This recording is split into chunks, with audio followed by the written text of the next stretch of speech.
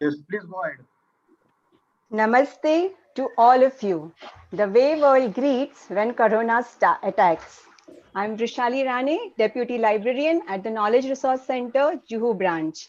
A warm welcome to the dignitaries, Dr. Naseem Iqbal, speaker of today's session, Dr. Ganesh Magresa, Pro Vice Chancellor, SNDT Women's University, Dr. JP Jural, Director in FlipNet, and all the participants for the last day of International Faculty Development Program on libraries' response to COVID-19 enhanced online library services.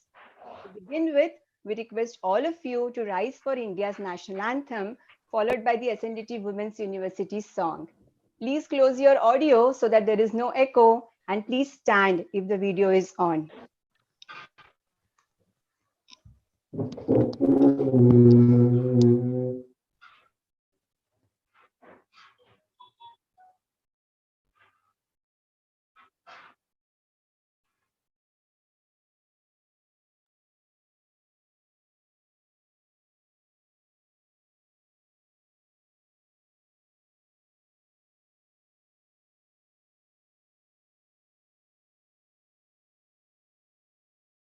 जनगण मन अधिनायक जय हे भारत भाग्य विधाता पंजाब सिंध गुजरात मराठा द्राविड उत्कल बंगा विंध्य हिमाचल यमुना गंगा उच्चल जलधि तरंगा तव शुभ नामे जागे तव शुभ आशीष मांगे गाहे तव जय गाथा जन गण मंगलदायक जय हे भारत भाग्य विधाता जय हे जय हे जय हे जय जय जय जय हे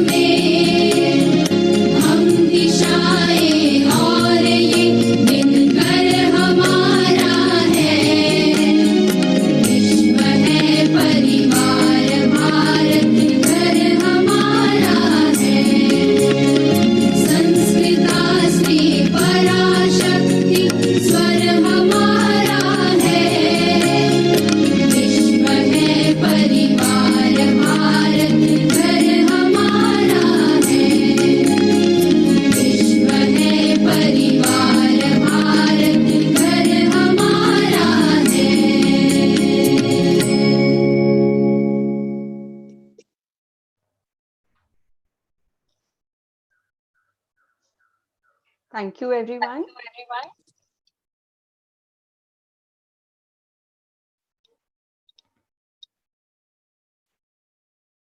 This program is organized by Bharat Ratna Maharshi Karve Knowledge Resource Center and SHPT School of Library Science of SNDT Women's University in collaboration with J. Vatumal Sadhubela Girls College and Mumbai University and College Teachers Association. I would like to brief about the organizers. To begin with, let's hear about Srimati Nathibai Damodar Thakursi Women's University. In 1916, Bharat Ratna Maharshi Dhondav Keshav Karve founded the SNDT Women's University. And today, after 104 years, the university has 4 campuses and ranks in top 50 multidisciplinary universities of India. It is not only the first women's university in India, but also in Southeast Asia.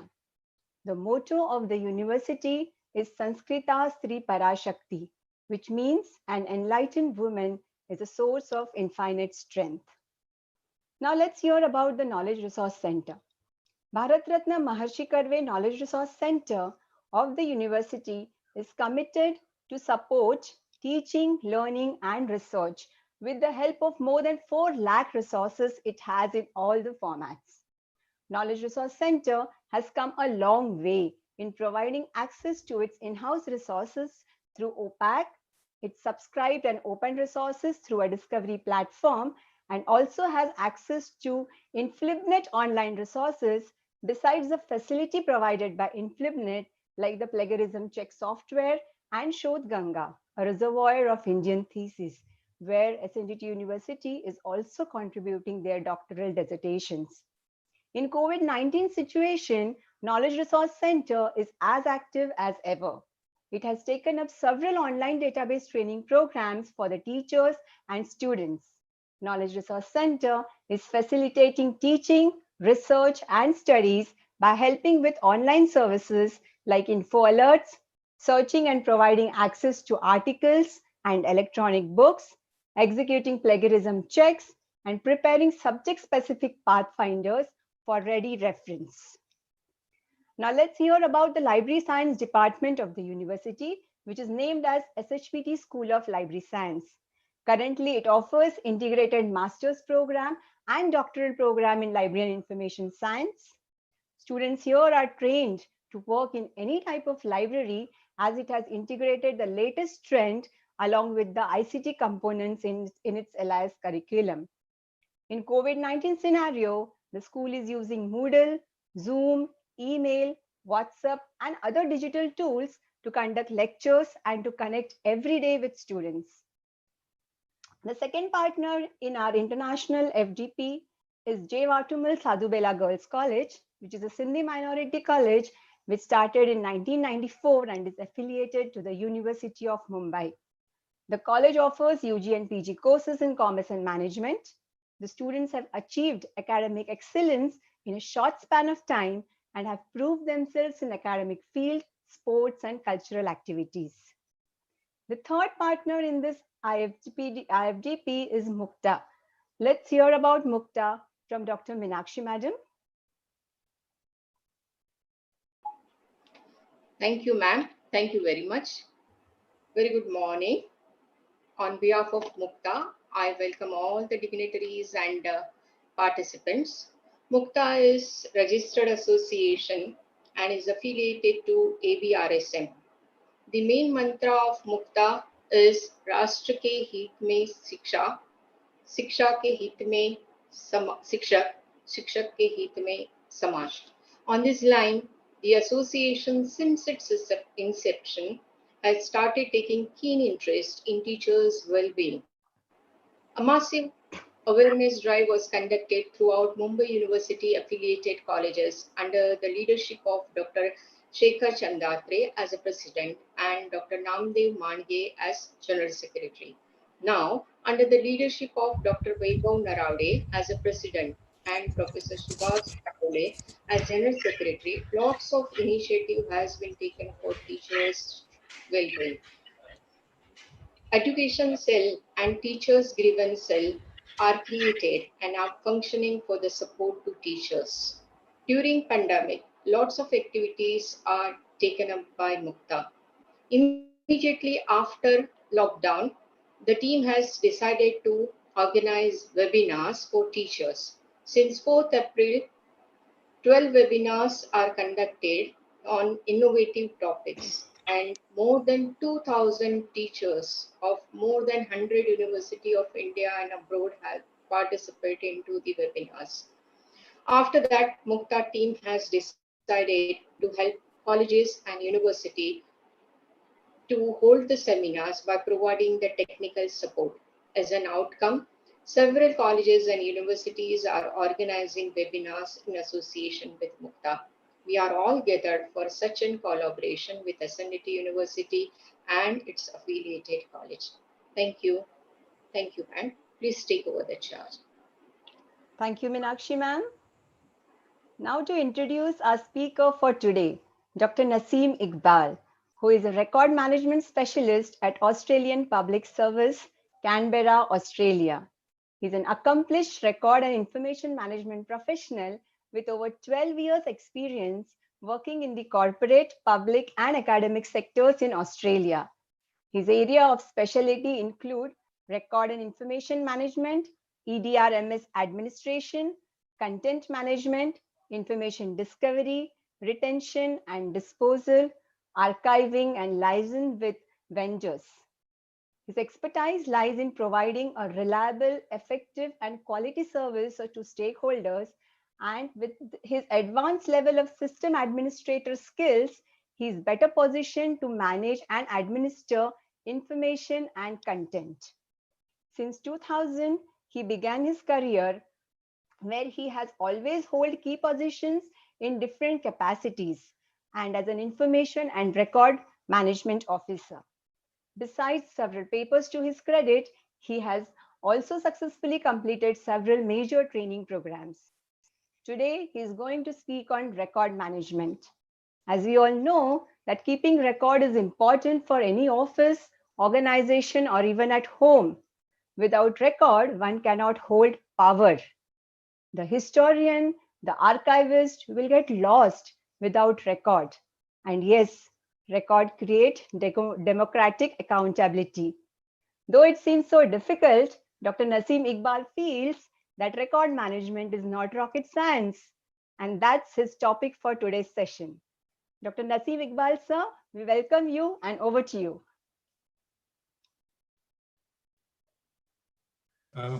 Thank you, Mrs. Valedictory. Thanks for your introduction. Before I start, I'd like to thank BRMK Knowledge Resource Center, SHPD School of Library and Information Science of the SNDP Women's University, and JWS Girls College and Maharashtra University and College Teachers Association for organizing this webinar series. One thing probably I have in common with most of you is I'm also a trained librarian. I was trained during 90s, and then I decided to do a PhD in information studies and eventually end up working in records, which I really love.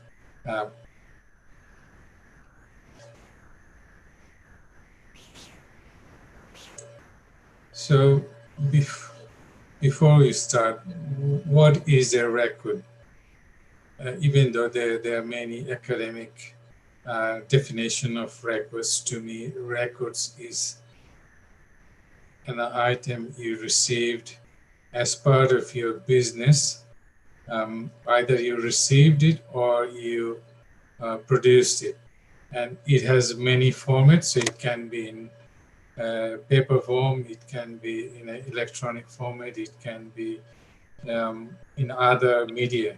So everything we produce in an office for doing our job, or when we receive something which relates to our job, is a record.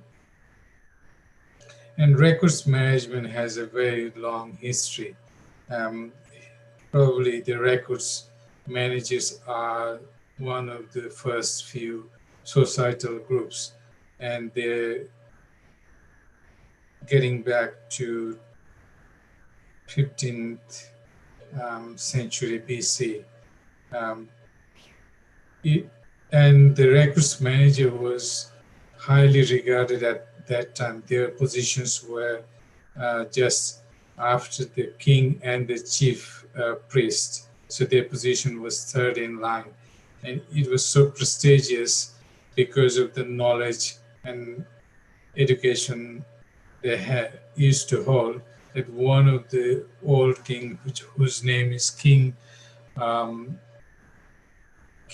Urk in Mesopotamia, he retained the title in his, even though he became a king. It was so prestigious at that time. And there are many examples of earliest records or archives in Mesopotamia, Babylonia, and Assyrian. And what we librarian knows as the early libraries, to me, they are actually record centers for the kings, for the temples, for the bankers, for the lawmakers of that time.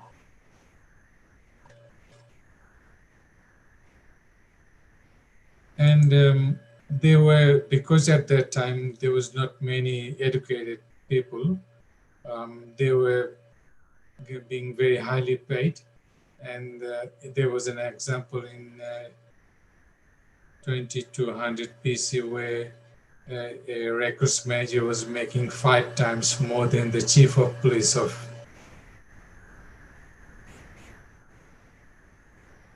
So, and then eventually records management evolved into other civilization like the Roman civilization and the Greek civilization. And the word archives came from the Greek word archeon. But there is a difference between records and archives in the English-speaking world, but it is used as synonymous in the European countries, and they just differentiate between administrative records and archival records. So to them, everything is archives.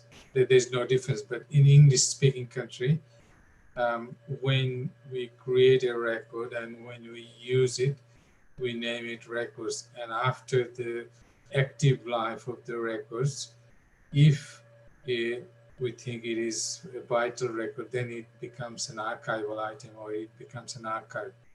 And it's true for the Indian subcontinent, and it's true for all English-speaking countries, but it may not be true in other European countries.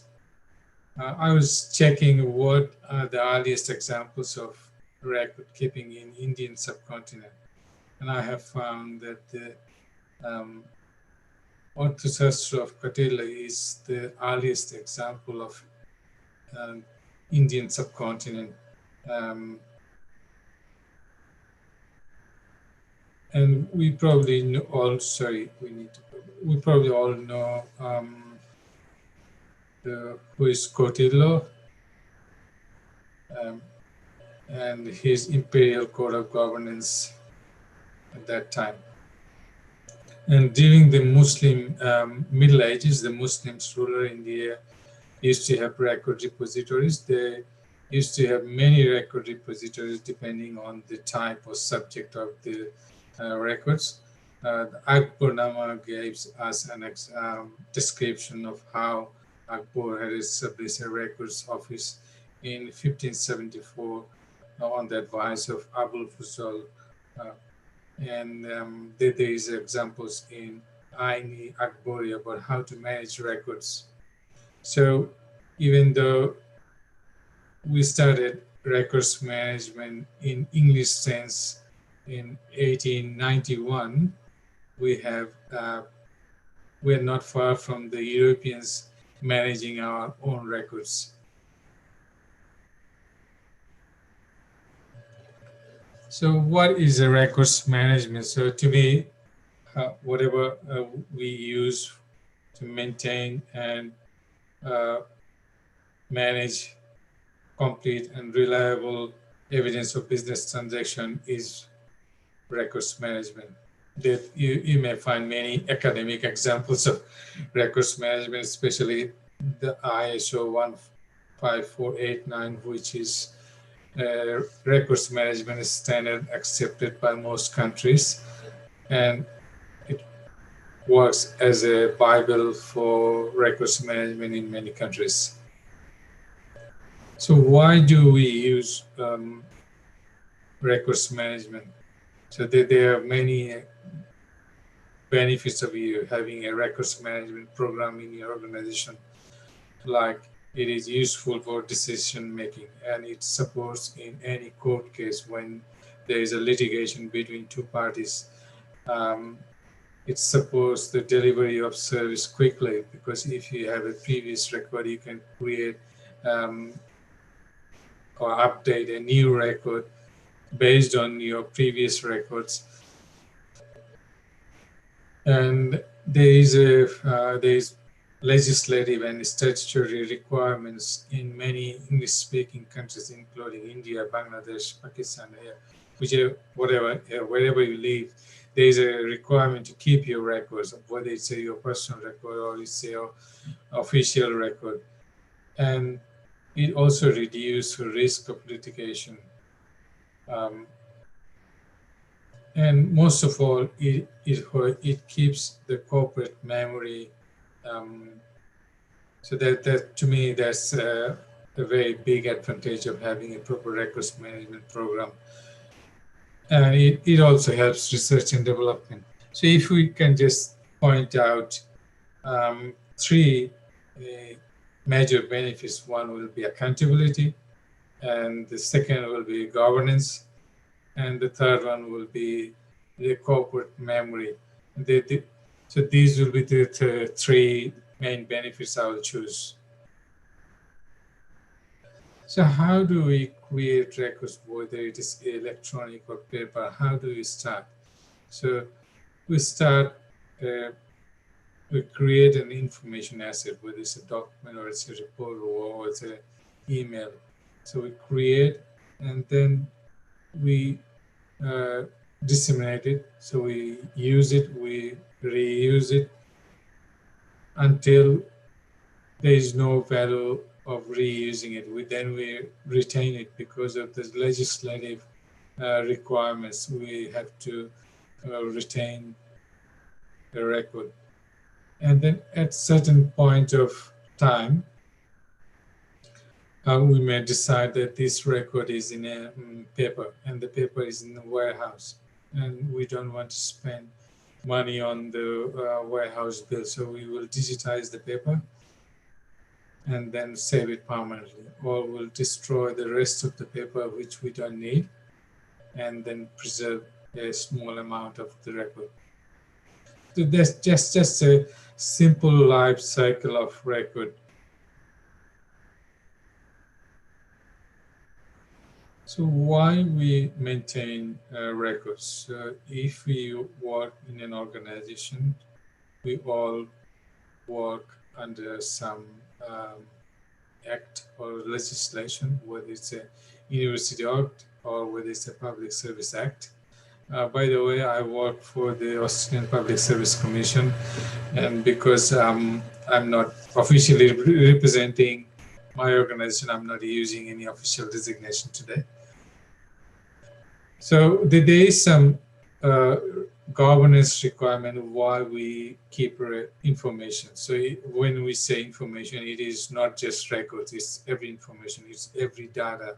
It's your payroll information, it's your personal information, it's the all the financial information, it's any type of information you can imagine, it's any type of data you can imagine. So we need to keep them because of the legislative reason. And we have to organize them in some systems, and records management is one system. And there are many other business systems where we keep those records, like the payroll system, the account management system, or the contact management system.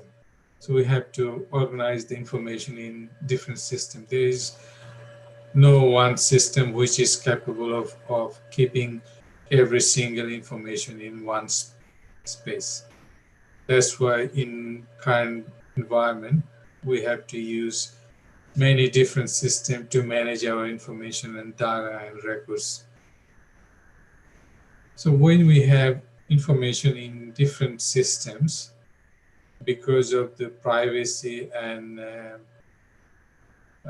security reason, we need to keep them secure. So if I work in finance, I don't need to access any HR records. If I work in HR, I don't need to access the budgetary information or the corporate information created by the chief executive officer for university, by the VC or the vice chancellors or the deans. I don't need to access those information. So for ensuring that, we need to create security barriers. So we will create access for only those who need access, and others will not be able to access those. And one reason for keeping records information is to for your corporate memory and for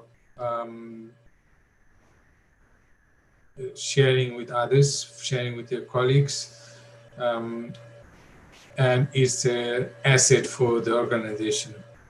And that's why after a certain period, we may have to keep some records or information because they have vital values in them. So that's simply, in a nutshell, how information management framework works. So coming back to records management, internationally, there is a records management standard, which is ISO 15489, which was created by Australia at the beginning, and the International Standard Office adopted the same standard and adopted as ISO 15489. And in Europe, they have MORCI 2, which is Model Requirements for the Management of Electronic Records. And in the United States, most of the department use the DoD 5015.2 as their electronic records management standards. So these are a few examples of how records are managed in different countries by various standards. So in this diagram, I will briefly explain how records management works. Like, if you think records system here, the records management analysis should come first. So we have to question, do we need records management program?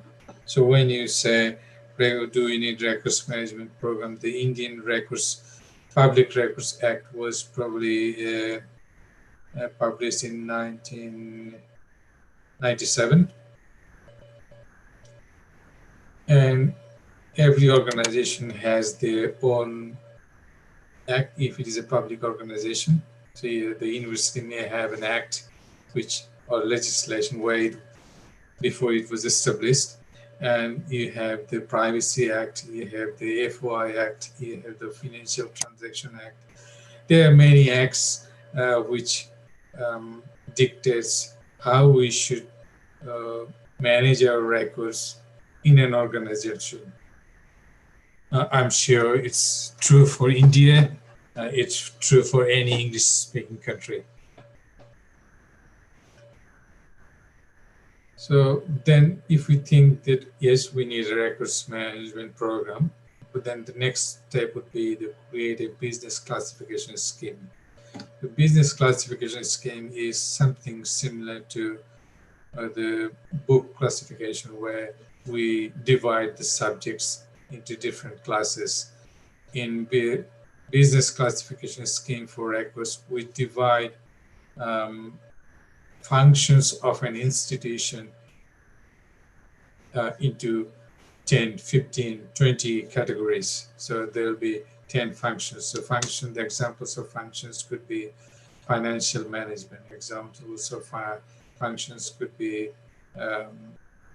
fleet management, HR management, or human resource management, information management. For universities, it could be teaching and learning, curriculum development. So these are the functions. So, and each of those functions will have some activities and sub-activities. And when we're done with that, we need to create a disposal schedule. These days, we create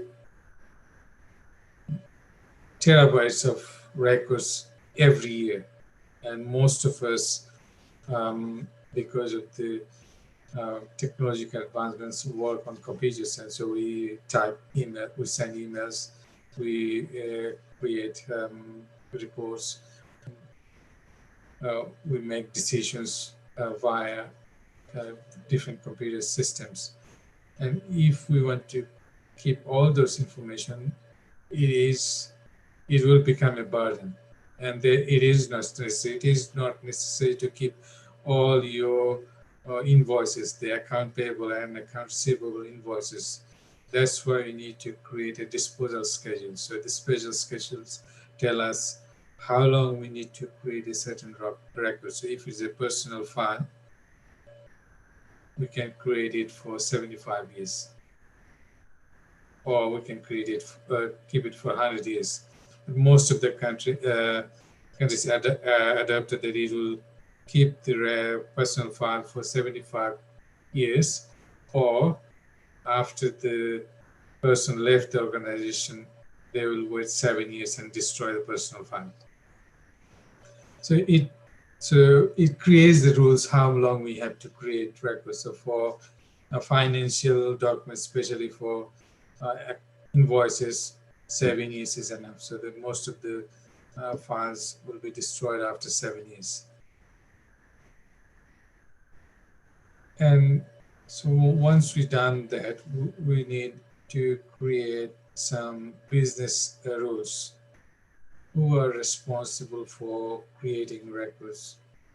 What we say in now is records management is everyone's responsibility. You may have 5,000 staff in an organization, and you may have only 5 staff who works in the records management department. So it is not possible to train 5,000 staff, which is always a revolving door by 5,000 people. So we use different mechanisms. So we use online resources, we create documents, we create e-resources to train those. So we have classroom training. And we tell them records management is your job. So if you create a record, you have to save it. If you receive a record and you are responsible to action it, you have to save it. So then the management of inactive records involves registration, classification, indexing, and retrieval of the system. And the same users will choose the security of the information. Who should access the information? The records management by information management staff may create an upper level security or access. But if someone wants, no, I want XYZ only to access this document until it is final. So the users has greater access to choose who can see their record when it is not actually an active record.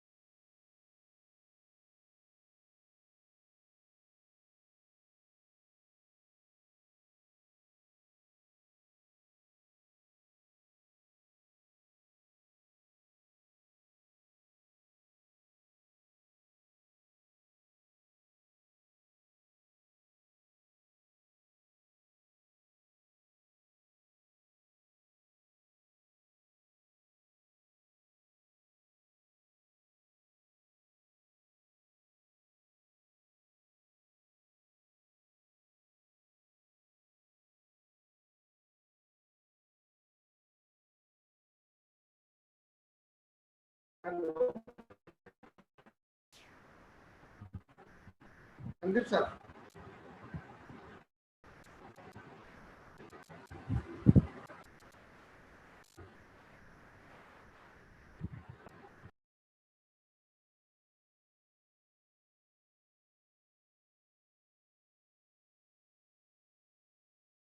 I think he has lost his connection.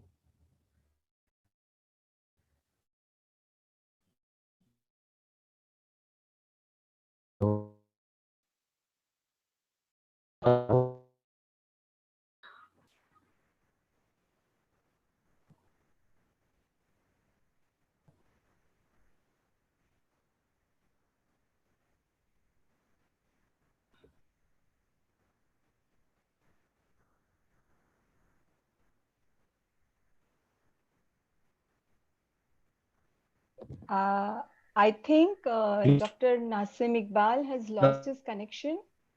Please bear with us. We'll quickly check and if we can Yeah. restore the connection.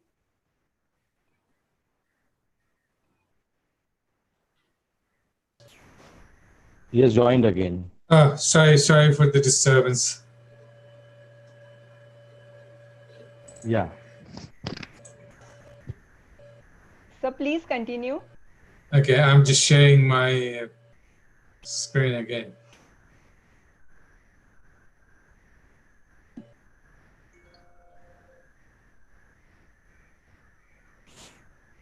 Can you see the screen now?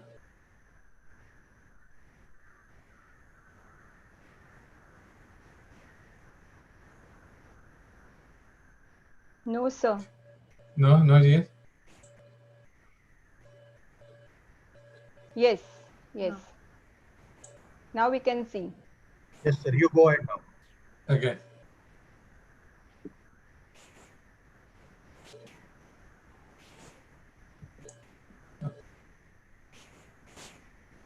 Sorry for the technical disturbance.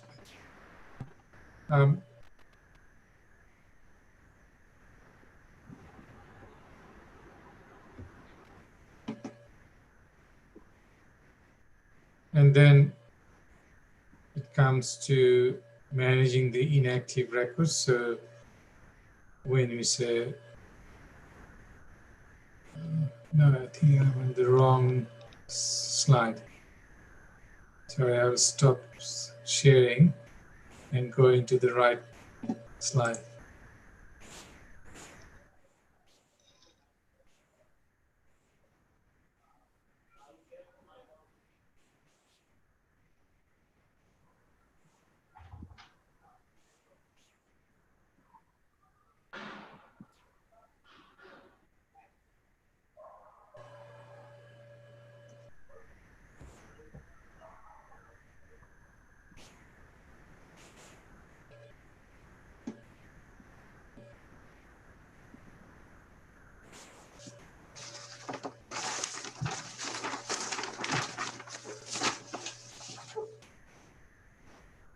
Sorry, just give me a minute.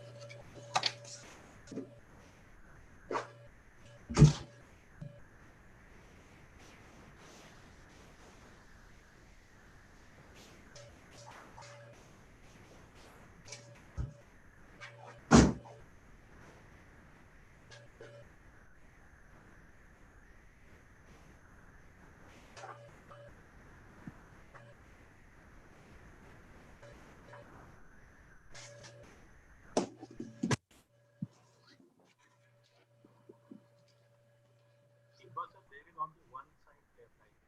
Just lower it and go ahead.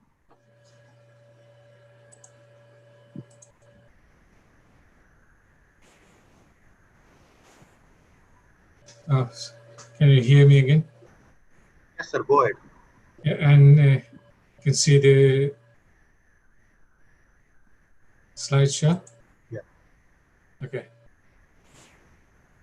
I think some of the information is wrong. That's why I was a bit worried. I'm not sure how it happened. So,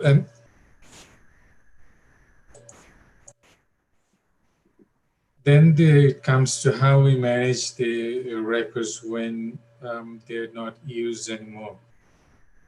So at that point, we need to create a disposal program where we call it appraisal and disposal, where we select the records which can be destroyed and which records we need to keep.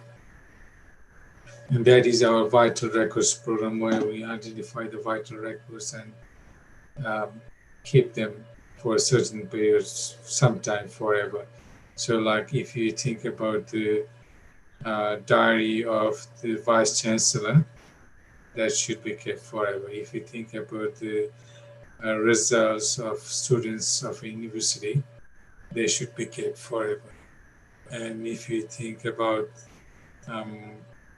records created by prime ministers and presidents of a country, they should be kept forever. And that is a very vital record, as well as a resource for the future researchers and a corporate memory for the country and for the organization. So as I said, you may have 5,000 or 10,000 or 30,000 employees, but you may have a handful number of records of a professional who works in that organization. So it is important to train and retrain staff and users because of the continuous appointments and retirements and resignations. So there is a living program, so you have to keep our program going. So that's simply in a brief how record system or records management program works. So if we think about, I explained briefly that in an organization you can divide the functions into 10, 15 functions such as information management, property management, technology and communication, human resource management, and then find out what are the activities of those functions. So in records management, I think that's an innovation from the, again, from the Australian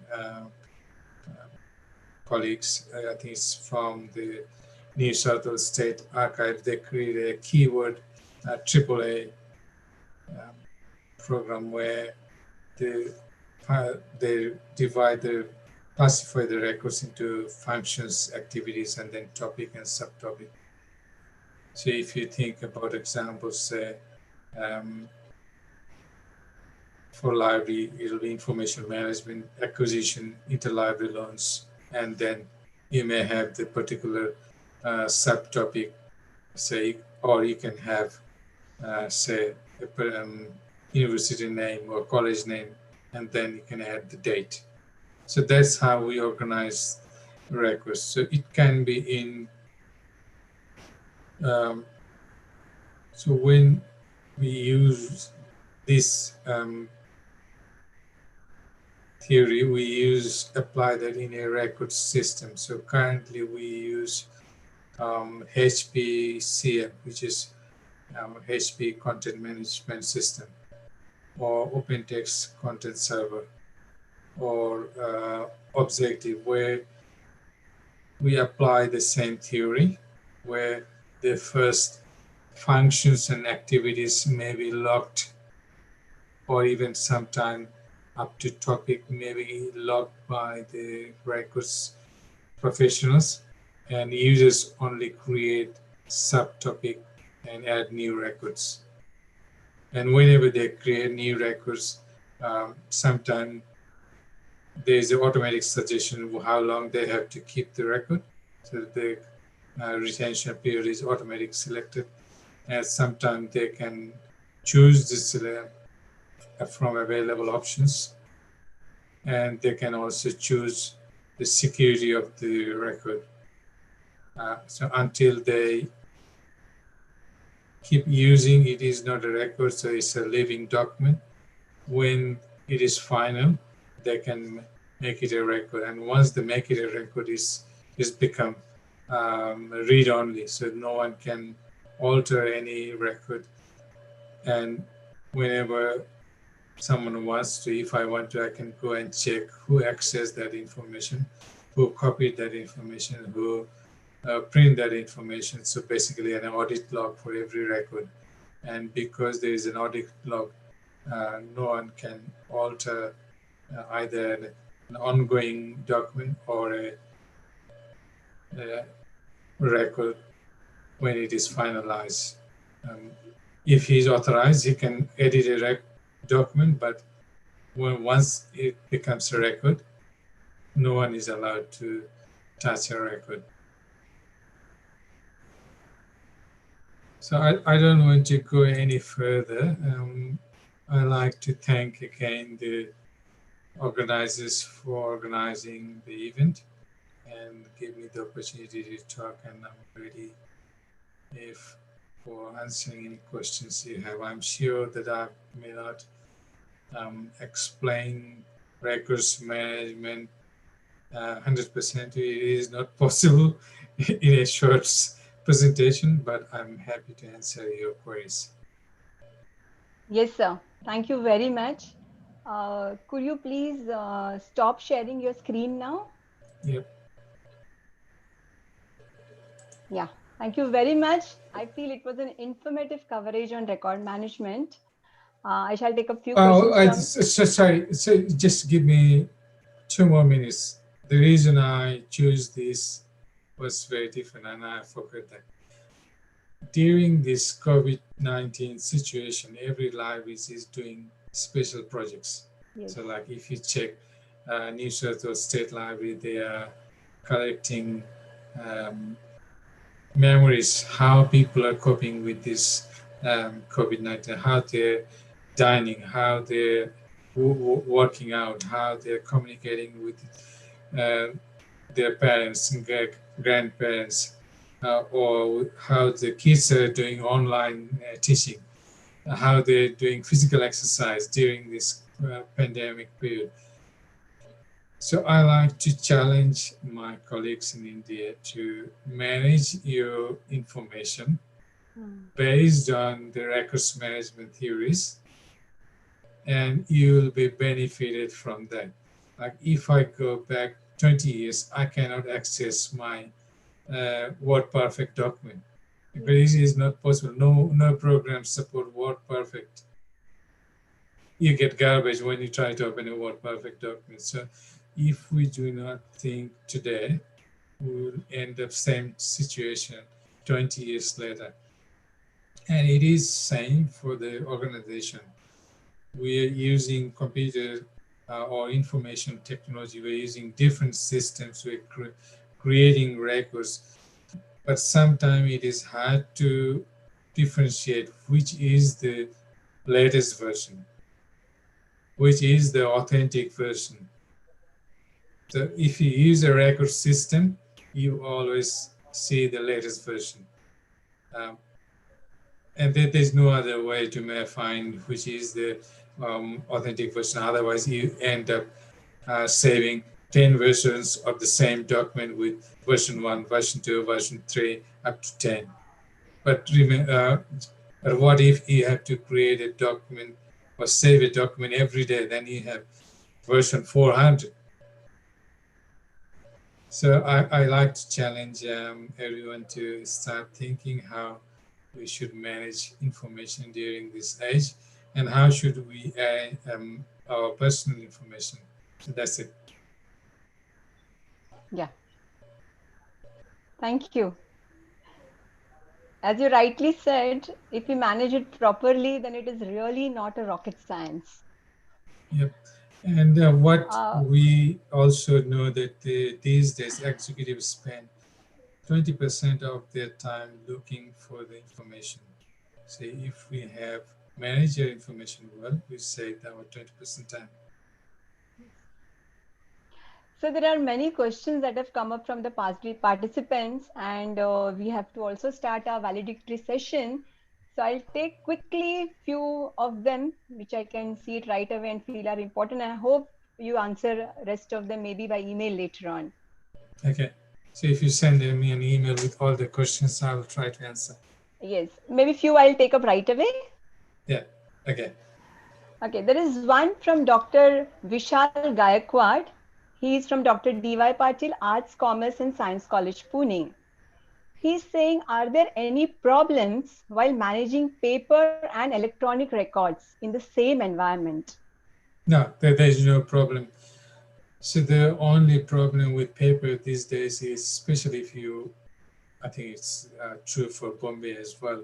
So if you are keeping the papers in your office, they're occupying the space. So then you need to send them to a warehouse, the records management warehouse. And you keep the metadata. So if someone wants to access those files, they send a request and you get the file from the warehouse and give it to the staff and it's okay. So that there's no difference between managing electronic record and a hard copy record. Even if we see electronic record, it is also taking space in the server. And sometimes the cost of maintaining server is much costly than keeping records in paper copy in a hardware, yes, in a warehouse. Yes. Yeah. There is another question by Pooja Jain. She is from NCRT Delhi. She says that reading is an important part of any library. So if record management is to be looked upon, then how do we not neglect this issue and take it up further? I really don't understand the question. So my background is library, so I understand reading. And in records management, as we said, we do appraisal and disposal.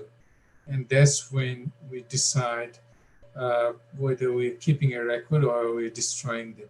And normally we select the records when the minimum retention period is over. That's when we select those records, send them to the creators or the team which created those records, get their authorization and destroy them. And when we destroy them, like the same as when you destroy a record in your hard drive, it goes into your recycle bin. So in record system, it is the same. Some record system still keeps the records, so you need to make sure that you destroy them properly. And you keep the metadata and you keep the all the history of the disposal. Right, right. So there is a question by Dr. Salma Khan. She's from IFTM University. She says that as we feel we should move to electronic records, but what is about its security? I think it's the security is same as any information system we use in an office environment. On top of that, what we do is in records, as I said before, we classify records into different functions, and most of the times, the people who access one function, say finance, they do not have access to HR records.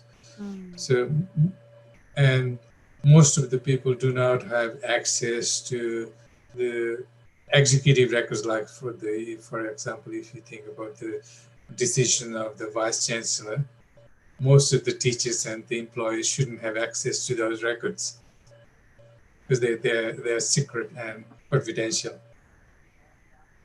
So the security system is that there's no issue with security. Okay, okay. Maybe I'll take one last question because we'll have to start with another program. This is from Poonam Kumari. She's from Ahmedabad. She says, how long a record should be kept? And is there any database that we can help to manage these records? Yes, so as I said, the records disposal schedules differentiate. Even in India, you have a record disposal schedule. So in Australia, we have every state have their own record disposal schedules. For administrative records, they have one. And then for their own organization, I used to work for TAFE New South Wales, which is a tertiary organization. They have their own record schedule. And currently I work for Australian Public Service Commission. They have their own records management, retention schedule, but they have one in general records retention schedule as well, which decide how long we have to keep a certain type of record. As, for example, I said mostly financial records we have to keep 7 years. Budgetary records we need to keep 10 years. So the record retention schedule decide how long we have to keep. And about the database, as I said, HPCM is one I use. OpenText is another one which is used worldwide, including USA. Objective is another one which the Australian public service departments use. I have no idea what the US and European countries use because I never worked there. But if you Google, you can find out. And some companies are using SharePoint for records management, but they're using an add-on because SharePoint itself is not an electronic records, electronic document and records management system. They need an add-on. In Australia, they're using Records Point. So when you use collaborate Records Point with SharePoint, you can classify records, you can use retention, you can dispose records, and then we can say that system as a EDRMS. Otherwise, SharePoint is not a records management system. Right, sir. That was a fantastic session, I would say. And I think we would not have got anyone else better than Dr. Nasim Iqbal to speak to us today on record management. I, on behalf of the entire organizing team of this International Faculty Development Program, thank you for accepting our invitation to deliver a session on the most evergreen topic. So the session was excellent in terms of the content you covered and the presentation you made. We are grateful to you for being with us today. Thank you once again and hope to have many more interactions with you in future. We shall now begin with the valedictory session. I request Ms. Manisha Jadar to please take over. Thank you.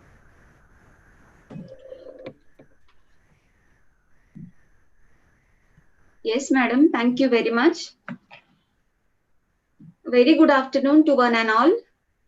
On behalf of the organizers, myself, Manisha Jadar, and Dr. Parul Javeri, are delighted to welcome all of you for this valedictory ceremony of the International Faculty Development Program on libraries' response to COVID-19 Enhanced Online Library Services.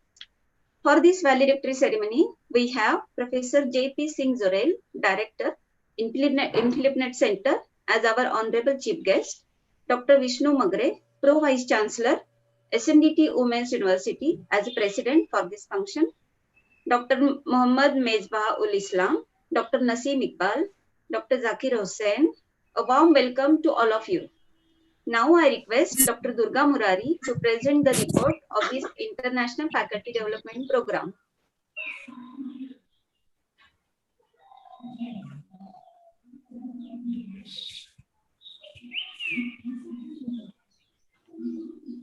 Over to you, madam.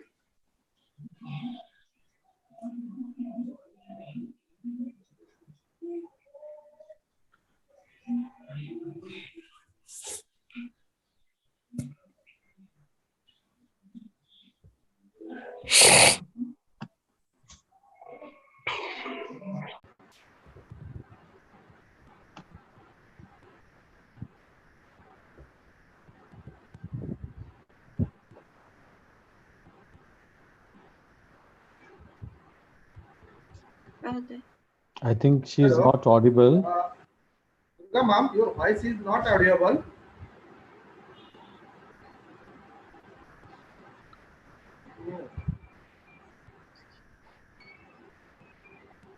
Durga madam. Hello. Manisha madam, you can continue then. till she joins. Okay. Hello? Hello, can you hear me? Yes. Yes. Yes, Can I go ahead. start? Yes, go ahead. Okay.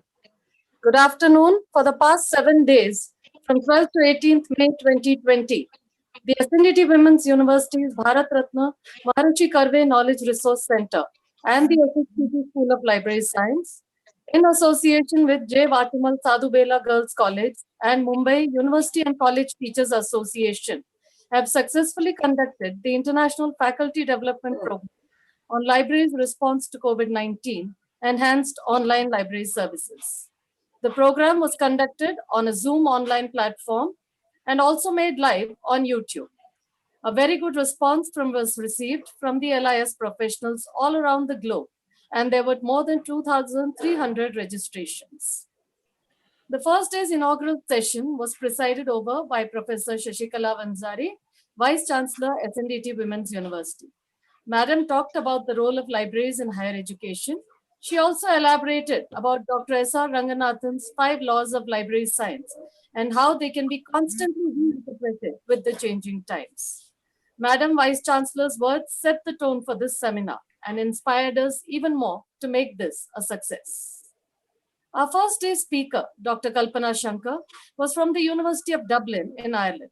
She started her session by asking whether it was possible to future-proof information societies during and after a pandemic. She talked about there being a information scarcity about COVID-19 and aspects of the pandemic, which was rather ironic given that we live in an age of information overload, or rather an infodemic. On the second day, we had Mr. Prashant Pandey, Director of Library Services, Flinders University Library, Australia. Mr. Pandey's talk was divided into 3 areas, namely environmental condition in higher education, leading to demand for change, transformational ways that libraries can respond to this demand, and a case study of how Flinders University Library is responding to the current situation. Day 3 speaker was Dr. Graziano Cratli, Digital Projects and Technology Librarian at the Yale University, USA. Dr. Graziano talked about the Personal Library Program at Yale University, which is a library outreach initiative. In his talk, he focused on the implementation and assessment of the program and presented a scenario on the potential of the program in the COVID-19 phase. He highlighted how during this lockdown, the library reconfigured its operations to support the new teaching and learning scenario, with most of its staff continue to work at home. On the 4th day, the speaker was Mrs. Hina Mehta, who is a library media specialist at the Benjamin Franklin Middle School at New Jersey, USA.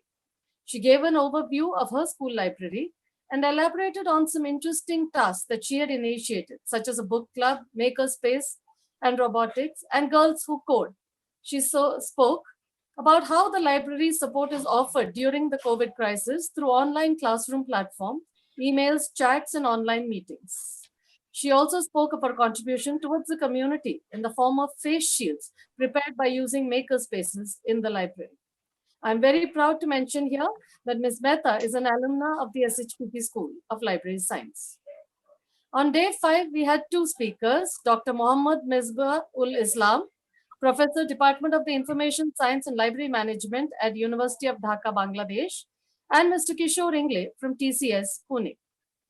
Dr. Misbah highlighted the history of library and information science in Bangladesh. He presented the statistics of overall courses run by universities in Bangladesh, and also the current trends and changing paradigms in LIS education in Bangladesh. Mr. Kishore Ingle highlighted the skills and competencies that are required of the LIS professionals today. Smart work and timely information is expected, and for that one needs many skills and competencies, such as hardware and software skills, internet surfing skills, managerial skills, presentation, analytical ability, teamwork, and so on. Day 6 took us to Zurich, from where our speaker, Zakir Hossain, teacher librarian at the ICS Community School, joined us. He focused on the open access initiative, as well as various forms and types of e-journals, e-books, electronic thesis and dissertation, directories, archives, digital repositories. Mr. Zakir Hossain explained how to use the open access resources, and mentioned that there will be a need to take care of the copyright issues. He also explained how much data has been curated by organizations and even by governments. On day 7, our speaker today has been Dr. Naseem Iqbal, records management specialist from the Australian Public Service at Canberra. He talked about the history of records management and the records management process within the framework of information management. This was a very important session, as this is one of the main fields where LIS professionals are now diversifying into. As such, it has been a very useful and productive week for LIS professionals. Thank you all very much. This International Faculty Development Program on Libraries' Response to COVID-19 enhanced online library services, which started from 12th May 2020. We received a great response of the participants from many parts of the globe. From these, a few participants would like to express their views about the program. First, I invite Dr. Ishappa Bandi, Deputy Librarian, BITS Pilani, Rajasthan. Over to you, sir. Am I audible? Yes. Yes, sir. Yes. Yeah. Good afternoon, one and all. It was a great initiation from SNDT and Mukta, and myself, Dr. Ishappa Bandi from BITS Pilani as a Deputy Librarian. I'm very happy to express my sincere thanks to whole team for organizing such a wonderful event for and learning platform for all of us. And when I read about this the webinar series, I registered and attended all the sessions, and I learned a lot of things from this webinar series. And that is too during the COVID-19 lockdown period, where people are locked in their homes and they need a platform to learn, and they are getting a lot of time, but spending time to learn new things is a great initiation. And this series is a very different and conducted very well, and all the topics covered were made significant impact, delivered by expert resource persons from international fraternity. And what a splendid experience by attending this webinar series at this point of time and gaining knowledge on various new LIS concepts. All the international resource persons were so good in sharing their domain experience with all of us. Some of the thought-provoking implementation shared by Prashant Pandey and Gajino Kratley and Dr. Zakir Hussain and Naseem Iqbal today's session were very impressive. And all the sessions discussed in this webinar series and I liked the most were transforming academic libraries, personal librarian program. This is one of the best I liked a lot, and making open access resource reachable for enhancing online library services. Yesterday's was so good, and we can implement a lot of things from this. And record management, today's session, and I worked in Tata Power for more than 6 years in Mumbai, and I did a lot of record management, and today again it is enlightened session for me, and so many takeaways from this webinar for all of us, and well referred, and this we can refer also in YouTube, which is available for all of us. We can refer them and we can implement later part in our respective libraries. And on behalf of more than 2,000 participants, would like to thank all the organizers and coordinators of this scholarly webinar series and congratulate them for this highly successful initiative. Thank you, one and all. Thank you, sir. Now, second one is Triveni Kuchi, Instruction Services Librarian, New Brunswick Libraries, New Jersey.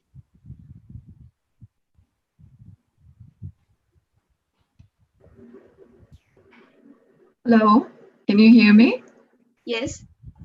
Okay.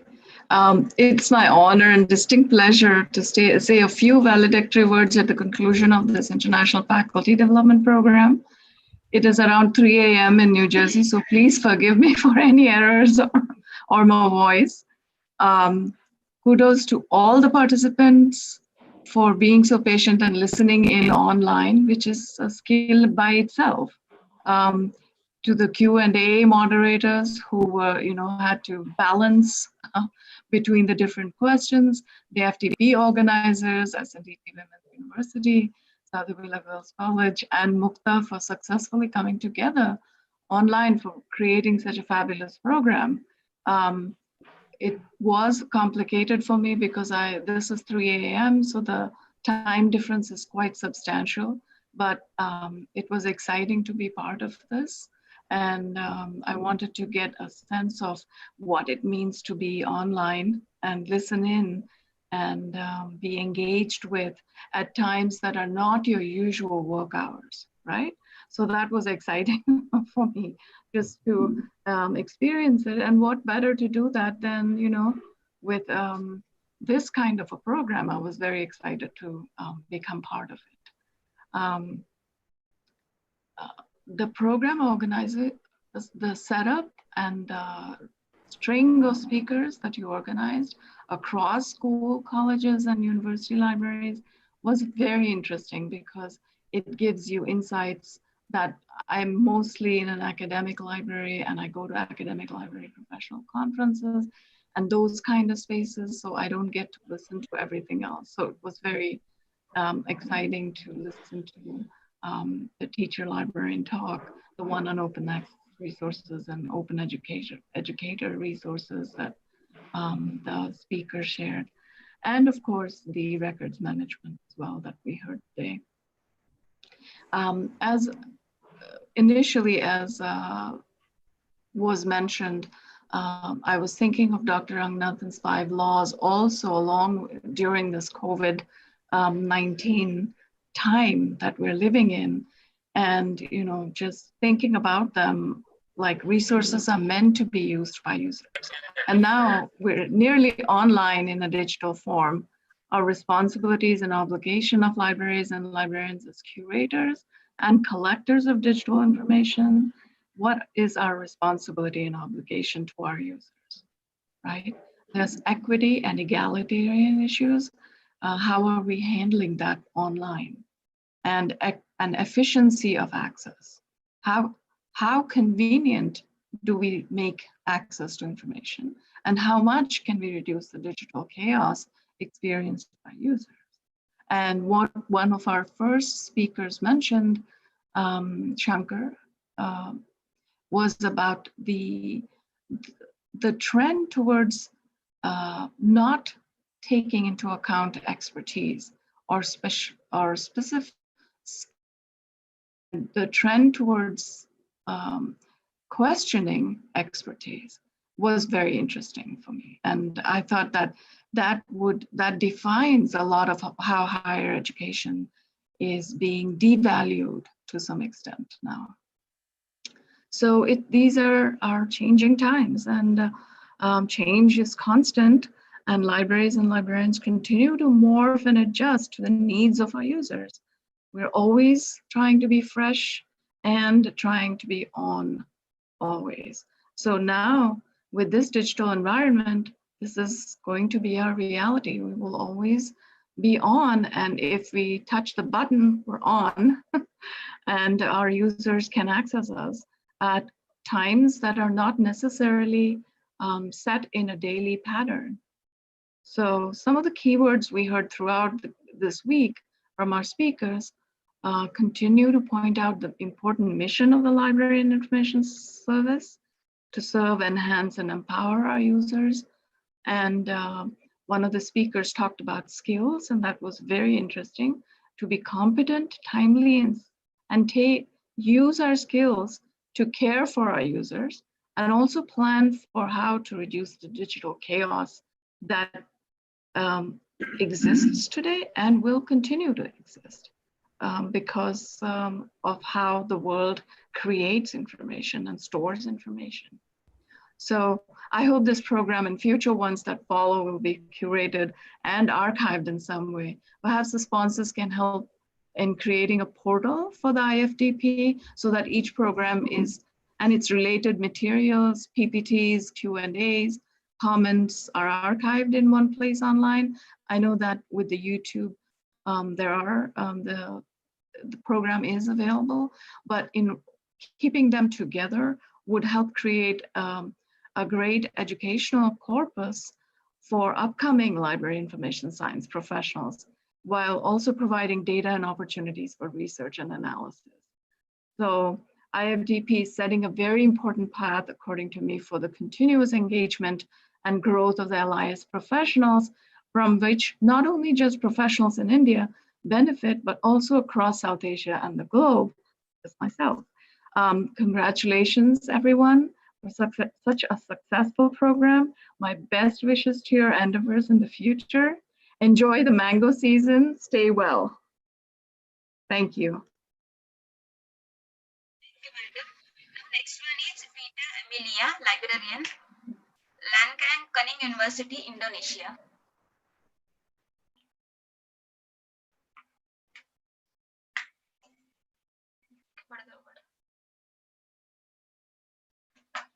I think she has not joined it.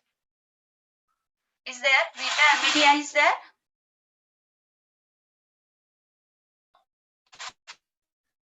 Rita Amelia. Okay.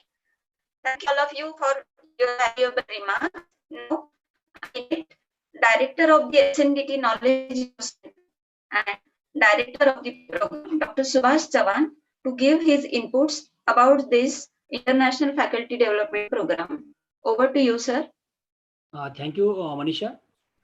Good afternoon, everyone. Respected Pro Vice Chancellor, Professor Vishnu Magre, sir.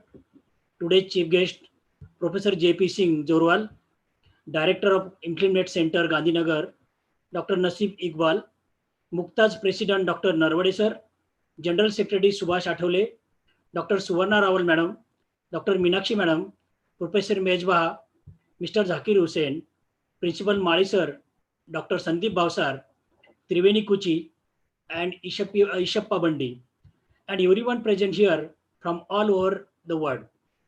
We all are gathered here for valedictory function for International Faculty Development Program on Libraries Response to COVID-19 Enhanced Online Library Services, organized by Bharat Ratna Maharshi Knowledge Research Center and SHPT of Library Science, SNDT Women's University Mumbai, in association with Sadhu Bela Education Societies, Watumal Sadhu Bela Girls College, and College Teacher Association Mukta. During this period of lockdown, many webinars took place. I attended many of them. So from this, I got an idea of having an international faculty development program. So I discussed the same with my student, Dr. Dattatreya Kalbande, and later on with my colleagues and staff. And we got a beautiful theme suitable for the current situation, that is a International Faculty Development Program on Libraries Response to COVID-19 Enhanced Online Library Services. So on discussion with our Honorable Vice Chancellor, Shashikala Vanjari Madam, she gave us the permission wholeheartedly. So we had discussion with many international speakers, out of which is we got 7 from various corners upward. Dr. Kalpana Shankar from Dublin, Ireland, Mr. Prashant Pandey from South Australia, Dr. Gajiano Cartilia from Connecticut, USA, Mrs. Hina Mehta from Teaneck, USA, Dr. Muhammad Mezba ul Islam from Dhaka, Bangladesh, Mr. Zakir Hussain from Zurich, Switzerland, and Dr. Nasib Iqbal from Canberra, Australia. All the session went very well. We learned many things from each lecture. I would like to tell you that when we were out with registration link from the course, and we got 2,700 plus registration just in the period of 3 days. And also we got 6,000 plus views on YouTube from first session. Here we were overwhelming for the success or program and the interest of participant in the scene till date. No such program to place in India. Before this international faculty development program was also attend the many professional from IIT, IM, different colleges, universities, and around the globe like USA, Qatar, Indonesia, South Arabia, Bahrain, Pakistan, Guyana, Zambia, Sri Lanka, Nigeria, and Nepal. And from Indian state like Maharashtra, Delhi, West Bengal, Karnataka, Telangana, Kerala, Odisha, Gujarat, Haryana, Tamil Nadu, Uttar Pradesh, Madhya Pradesh, Uttarakhand, Jharkhand, Rajasthan, Chhattisgarh, and Goa. Implement Director from J.P. Singh Jorwal, sir, agreed to attend the program on just a single call. We are grateful to have him here.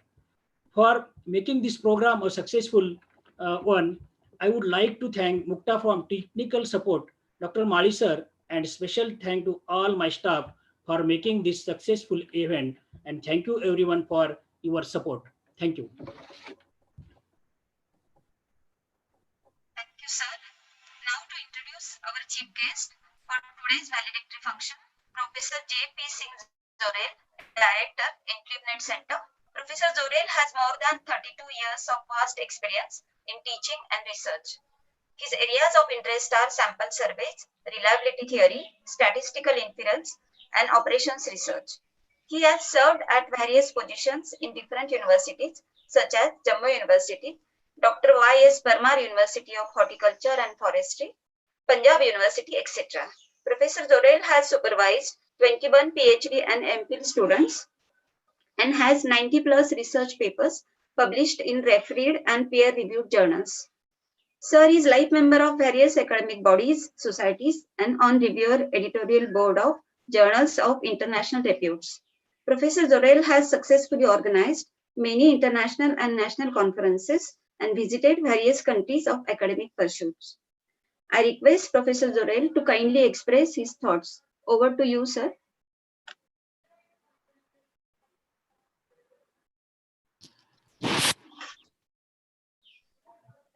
Hello, I am audible. Yes, sir, please. Dear Dr. B.N. Magre, Pro Vice Chancellor, SNDT University, Dr. Subhash Chauhan, Director and Head, SSPT, Dr. Vasant Mal, Principal of the Atamal Sadhubela Girls College. Dear participants, good afternoon to all of you. And first of all, I would like to congratulate the Bharat Ratna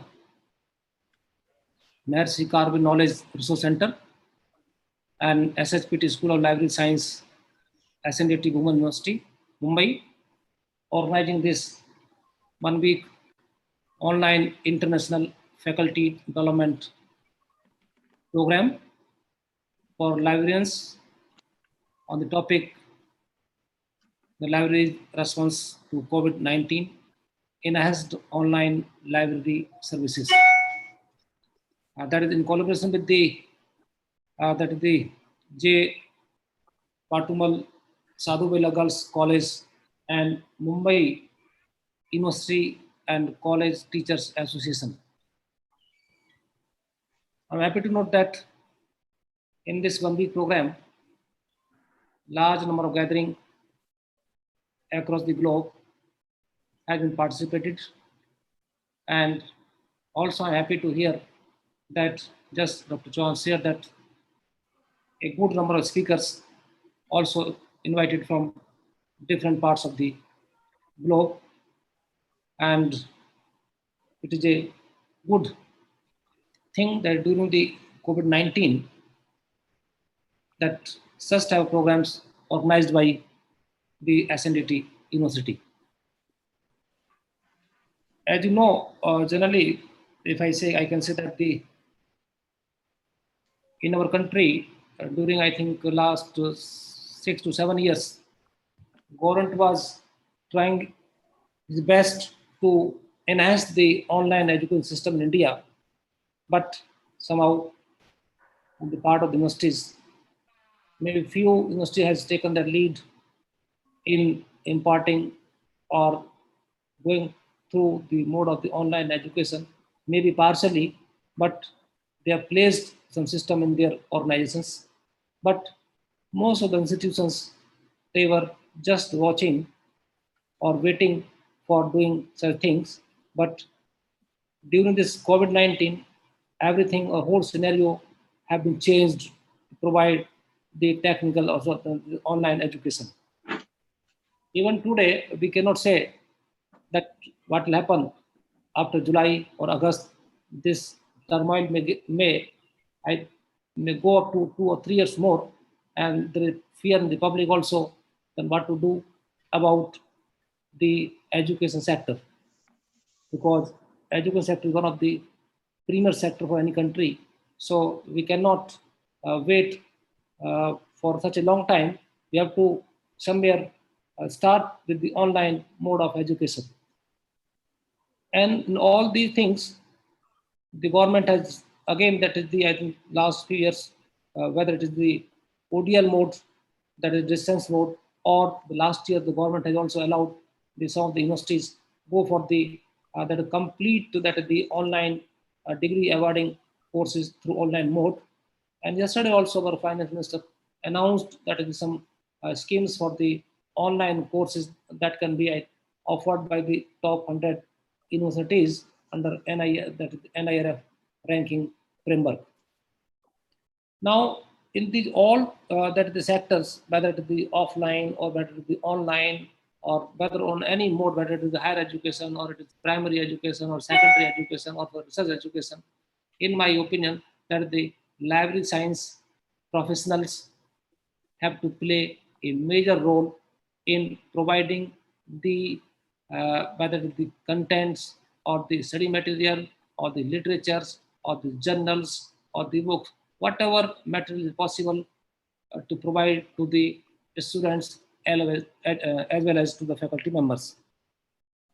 As you know that in the time of that the growing needs of this information that is acquisition, processing, storage, dissemination, and the sharing the information, a large number of other technologies have been adopted and modified by our library science professionals from time to time in this digital era. So again, here the major things that depend on the our library science professionals, how to get the information or how to provide the information to our student and faculty members. Friends, as you all of you know, that we never thought that all the material lying in our libraries and students and faculty members are sitting at home. So it is the right time, or it is the high time for our professionals to think the means and find out the way out for how to provide that information to our the stakeholders.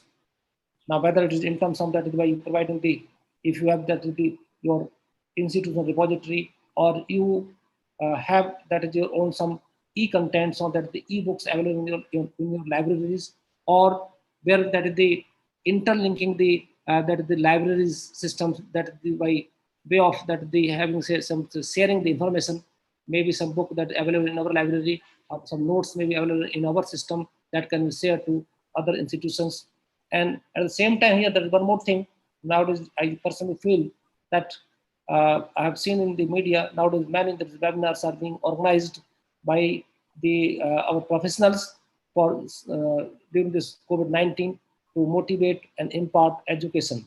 But at the same time, I feel that is the very another topic I have not seen in the that in the general public, that what are that the information about Copyright Act, because many, I think, have no depth knowledge about the Copyright Act, that which material can be shared to our students, which material can be shared to our faculty members, or which material from our library can be shared to the other that the persons which are not that the link to or not the member of our library services. And even now today, that because due to the that is the diversity in the country, because on the one hand we have that the you can say that the institute of that is the national importance. On the other hand, we have that the IITs, NITs, then central universities, right? And then we have the state universities, then the private universities, that universities in the metro, universities that the big cities, universities in the small cities, universities in the rural area. So there is a big diversity where on the one place we are that is struggling even for the basic things, just they don't have the faculty members, they don't have the labs, they don't have even the books are also. I know at the other places they have everything available on the one that is on single click. The material is available in their libraries and in their centers, because there is no financial crunch.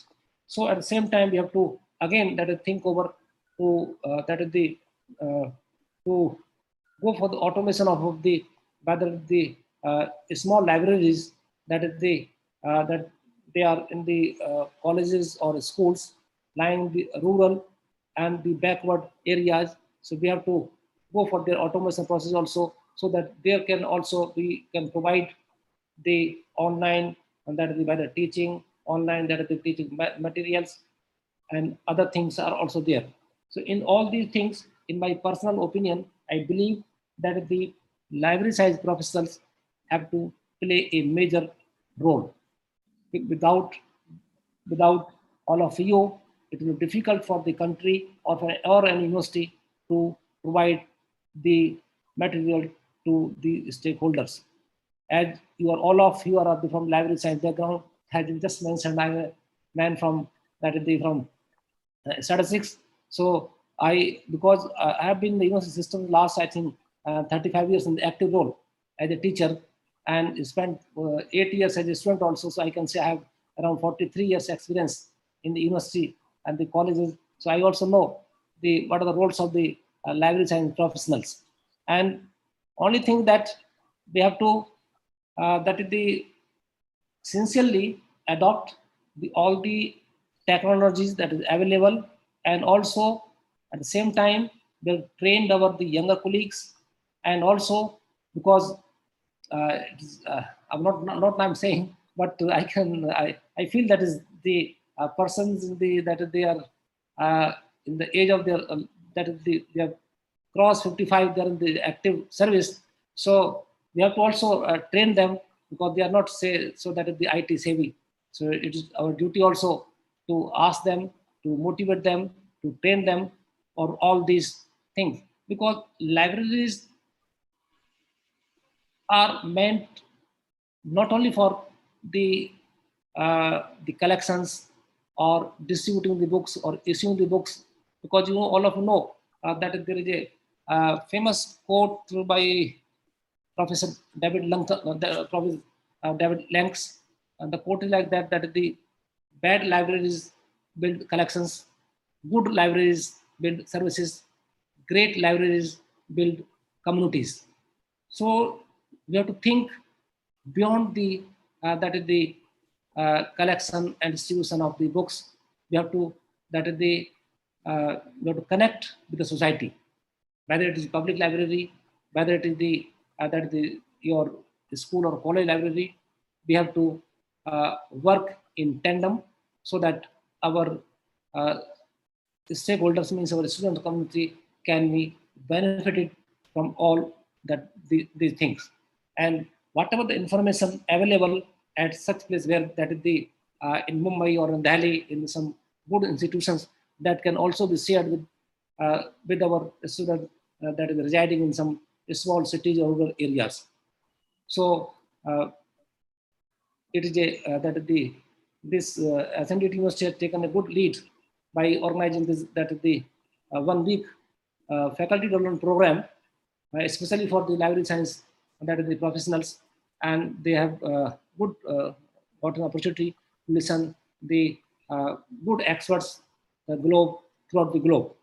So finally, I can say only this, that in this COVID-19, that present and coming scenario, we have to that is the find out the ways and means to provide the best material to our students, whether it is in the form of the soft copy, whether it is the form of the e-books, whether it is the form of the notes, or even that is the by converting that is the text into the digital format, so that students can be benefited. With these words, I once again congratulate Dr. Subhas Chavan and his team for organizing such a wonderful that is the faculty development program. And I also congratulate all the participants that to be remain be here for a week's time on during online mode. This is another that is the feature in India, because last I think from month of April, that nobody thought that we will have in the future have the online, that is the conferences, seminars, and faculty development programs, but nowadays running successfully. So my congratulations to Dr. Subhash Chavan and his team for organizing such a nice program. Thank you, and thank you all. Thank you, sir. I extend my most sincere thanks to our chief guest, Professor J.P. Singh Jorel, who spared time to grace the occasion today. Sir, today we had an opportunity to hear your thoughts, and this will surely encourage us in the future. Thank you, sir. Thank you. Today, the Pro Vice Chancellor of the SNDT Women's University, Dr. Vishnu Magre sir, is with us as President of this valedictory ceremony. Dr. Vishnu Magre sir has did MSc, PhD and DHE from Mumbai University. He has nearly 40 years of teaching and 20 years of administration experience. Dr. Magre sir has held the position of In-charge Vice Chancellor, In-charge Registrar, Director BCUD at Mumbai University. He has 20 research papers published in national and international journals and 2 books on his credit. Sir has worked as a subject expert for different committees of many universities and the University Grant Commission. Magre sir has the Best Teacher Award from Government of Maharashtra in the year 2000. I request Dr. Magre sir to kindly say a few words. Over to you, sir.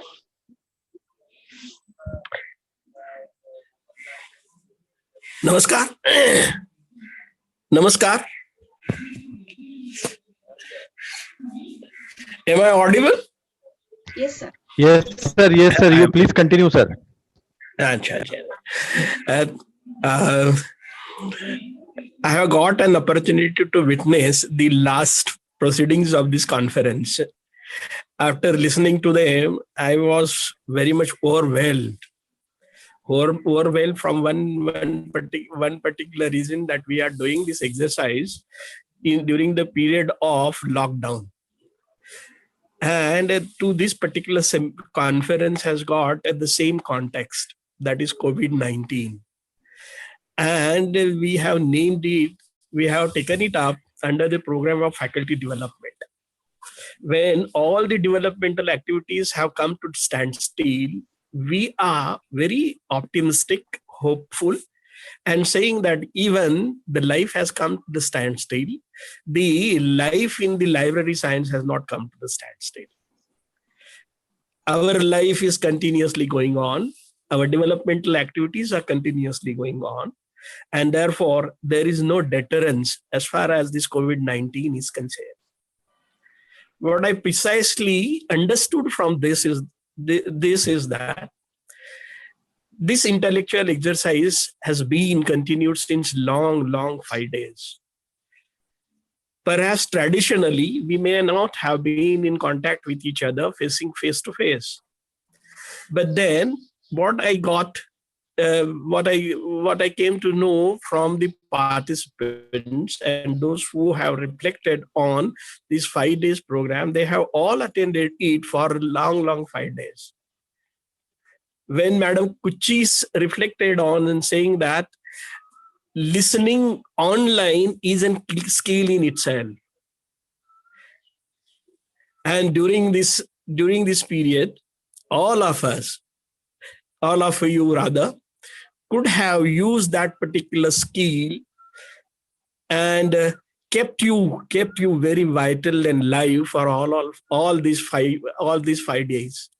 When everybody is sitting either in his home or in his office, but the things were going on, and it is an intellectual exercise, and everybody who was not familiar with listening to somebody, one who is giving a scholarly lecture online, they have focused all their attention on listening to him.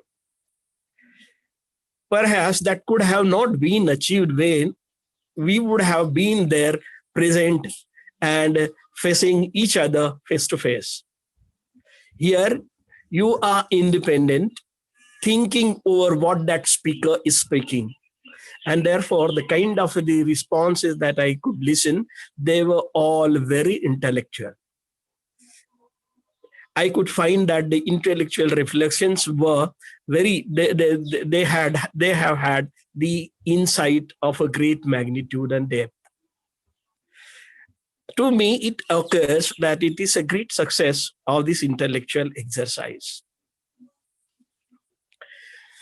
I am given to understand as for this online online conference, the response from all over the world was over 2,000 participants. Physically, few of us must have gathered, but then there are thousands of participants. That is something very, very outstanding kind of a thing. And this endeavor, it is a cooperative endeavor made by the three institutions, those who have got name and fame in the world of higher education. For this matter, our university, SNDT University, and our director, Professor Subhash Chavan, then a teachers organization like Mukta. It is an organization, though not fighting, but then are champions of the cause of the teachers. They have also got involved into this intellectual exercise. It is unlikely of the organizations participating equally on the same footing as that of the educational institutions of the stature of university. They have got a different platform, and that platform is used for different purposes. But here is one such organization living all these things, they have come together on a platform where the academics is being discussed. It is something very, very novel and unique of this organization. I congratulate them, and at the same time, I thank them for having collaborated with SNDT University into this endeavor. The other equally important institution that participated is a collegiate institution, Sadhubela College. This college, since I was very much close to the University of Mumbai, and it's happening in different capacities, I know this college well. This college also has got a good name and fame and uniqueness as far as the higher education and its imparting is concerned. Such eminent institutions, they have gathered together and they have undertaken a program which is beyond the or one can say that it is the thinking out of the box. They have chosen the field of library science. Nowadays, this library science, it is called as the library. It's a library information science, and such a unique subject that they have taken and they have discussed it, deliberated for long 5 days. It reminds me what Dr. Ambedkar once said, and that too when he was a student. When he was a student and pursuing his studies in the Columbia University. At that time, he may be around about 21 or 22 years old. And when a great son of this India passed away, Firoz Shah Mehta, and here in India we were talking about building his monument in the form of some statue.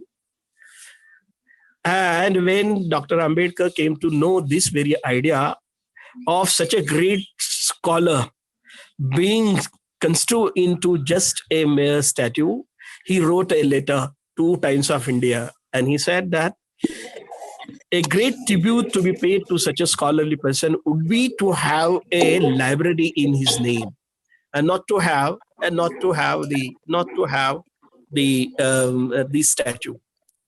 People, they would celebrate for 1 day or 2 days, but then once the library is constructed in his name, it would not be celebrated by one particular generation, but it would be remembered and celebrated for generations forever. There where exactly the importance of the library and the library science remains.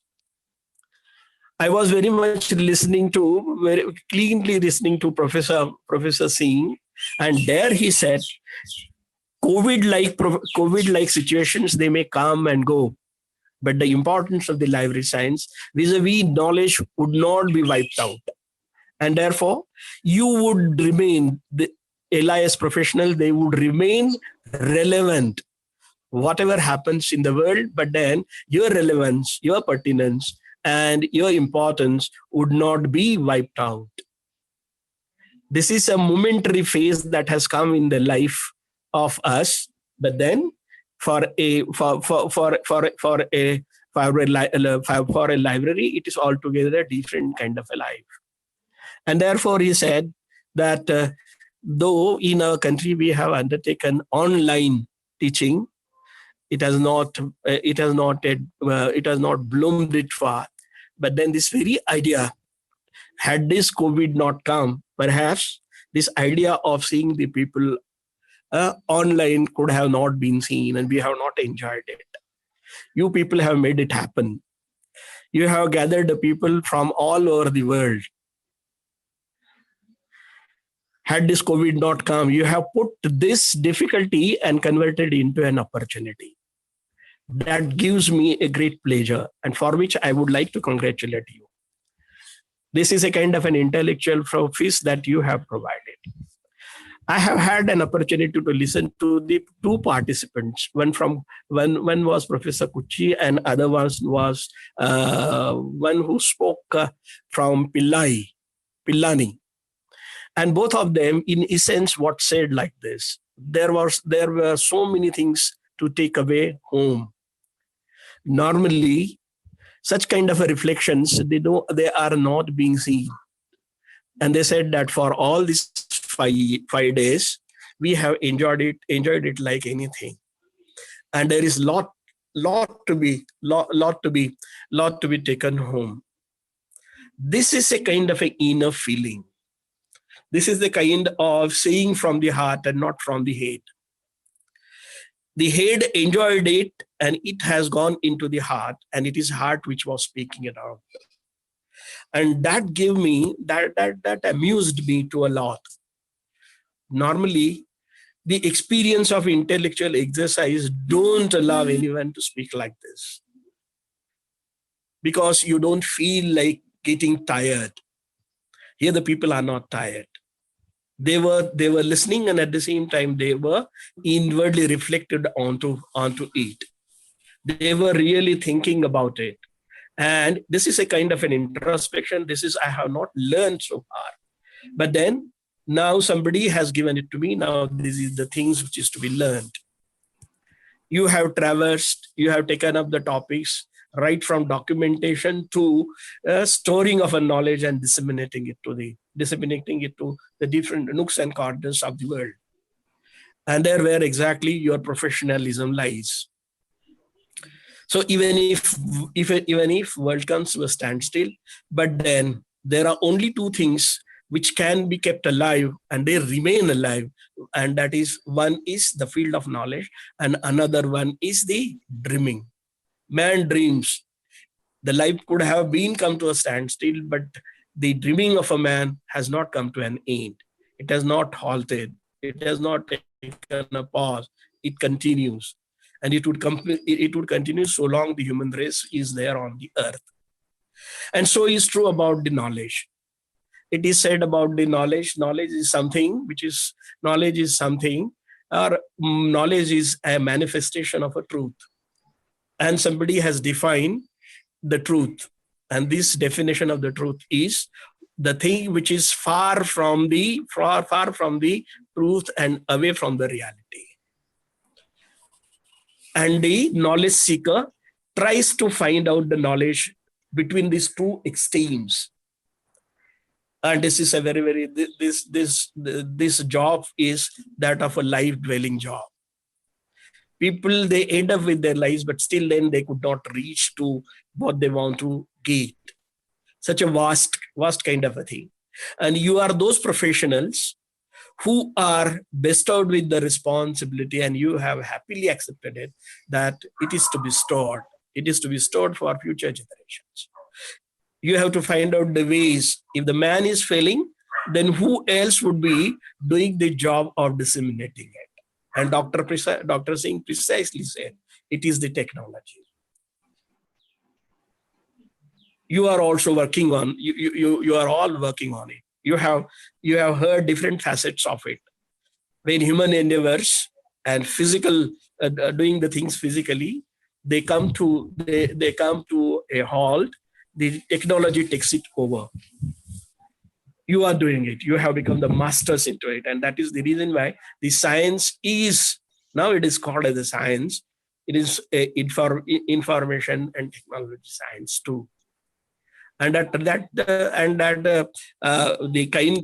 reflections that really make me pleased. And you said that all this, listening to all these people, it was so interesting. So interesting in the sense that it instructed us. The thing which instructs someone, one who is thinking animal, he finds the things interesting. And making the things instructing, it is the importance of the speaker. He speaks, and through his speaking or through his speech, he makes the audience feel that his instruction is of interest to someone, which is to be taken home, which is to be imitated, which is to be followed. And that is what I could listen from the reflections of some of the delegates. This kind of a feeling is created, and to me it occurs. It is not that you are all students of one and the same science. You have received a training into one particular subject, that is library science.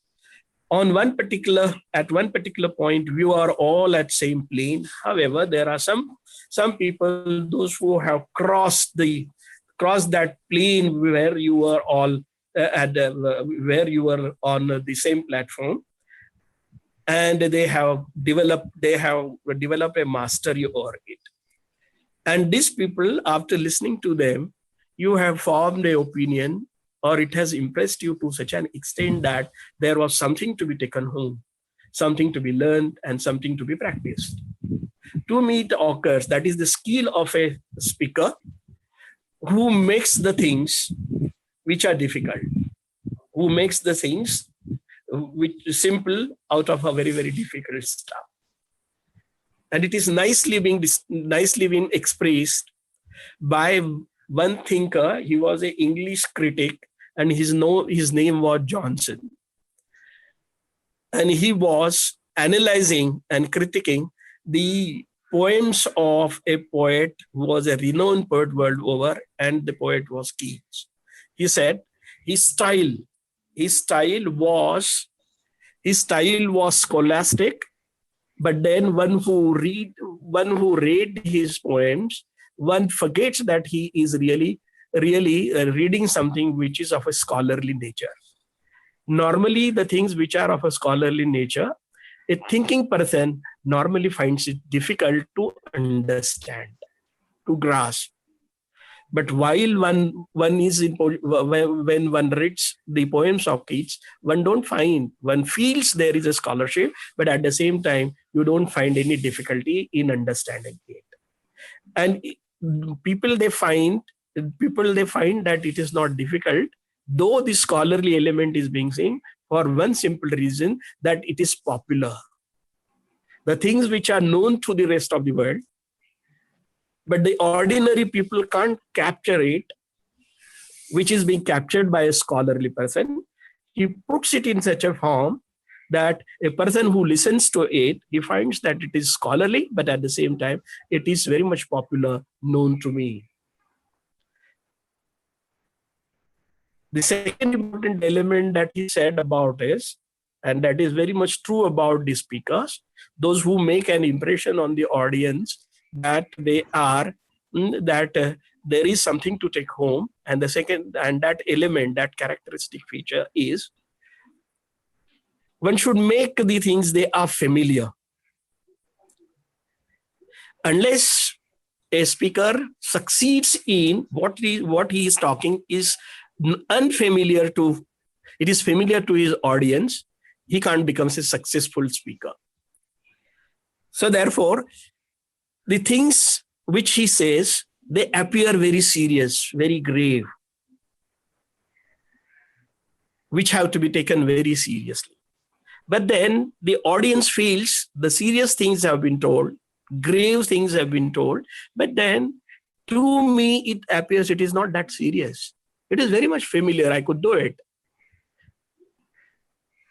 Giving that kind of an impression to the audience by a speaker, it is a kind of his successful, his oration or speech is successful one.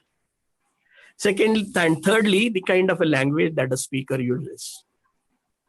One should feel that the language is used, it's very beautiful. One should always feel like listening to him.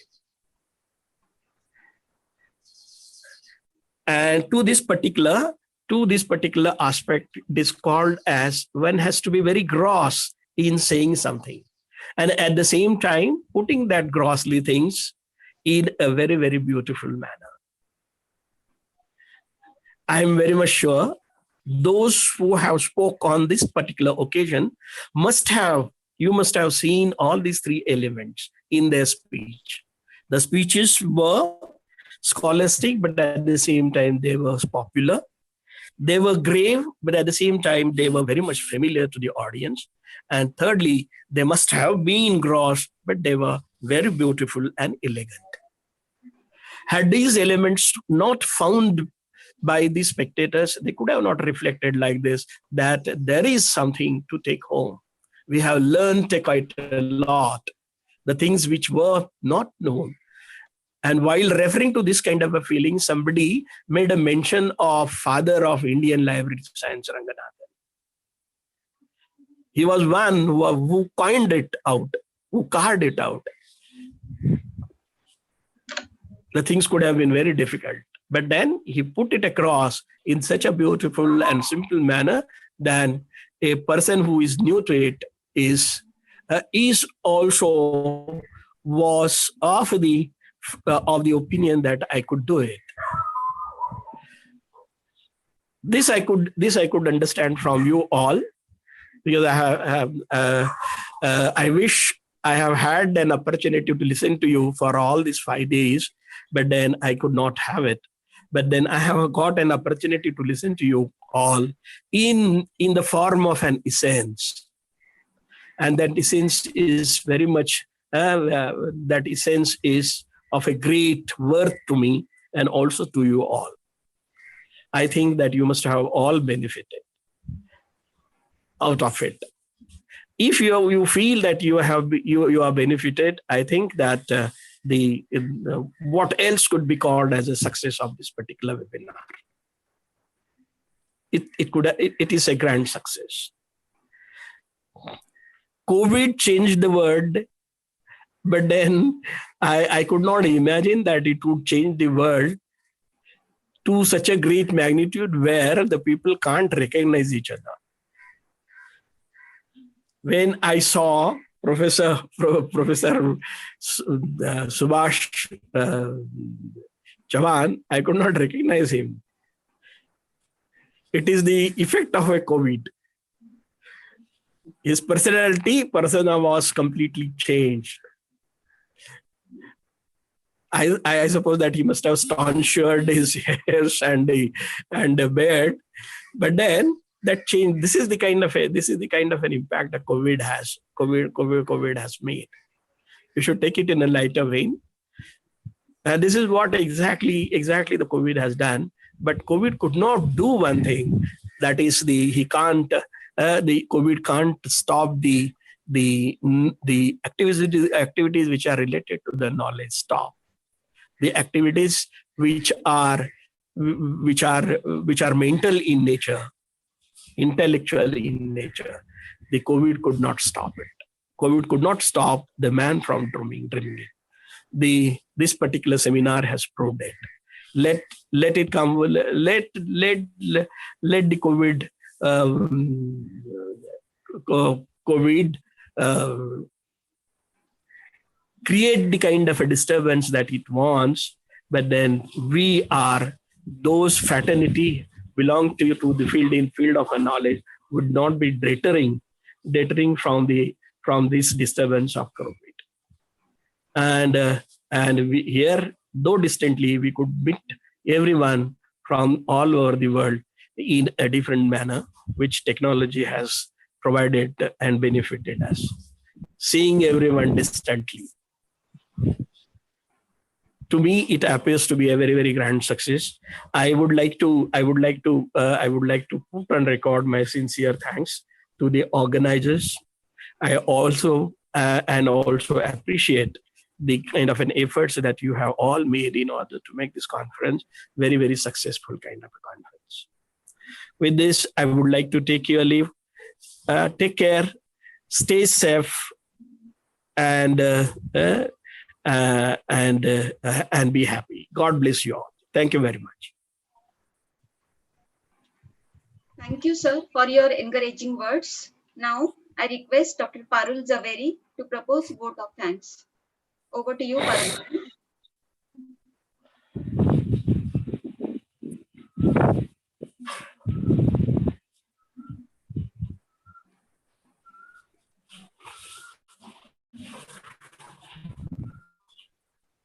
Parul ma'am, please unmute. Sorry.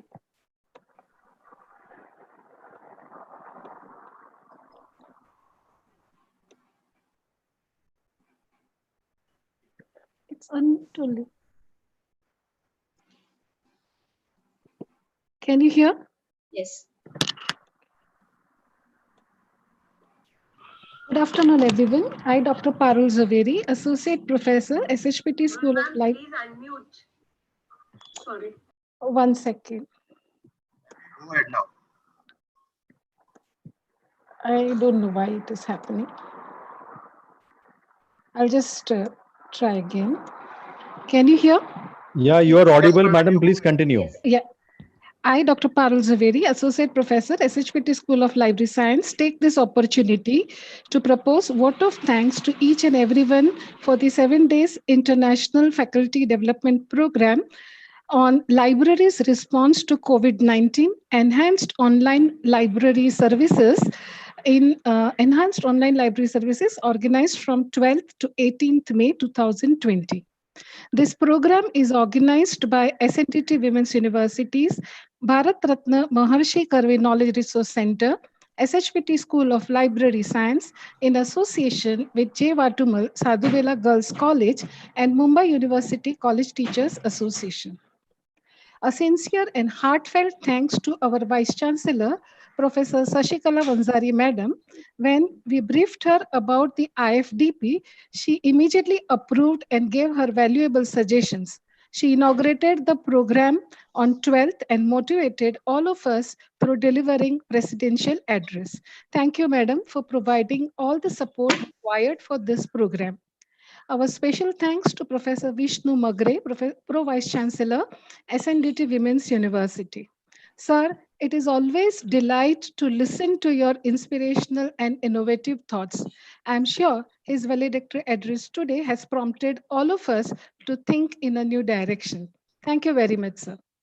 We are thankful to our registrar, Dr. Deepak Deshpande, who have always supported all creative or innovative activities organized by university academic departments. Dr. J.P. Singh Jurel, Director in FlipNet, agreed to be the chief guest of our valedictory function. It is a pleasure to have you serve with us on this online platform today. Thank you very much for sharing your thoughts on LIS profession and motivating us to be ready in future online environment and commenting on how libraries can help in support in the community development. When we decided to do this IFDP, we realized that our resource person for each session is going to be from different countries and different time zones.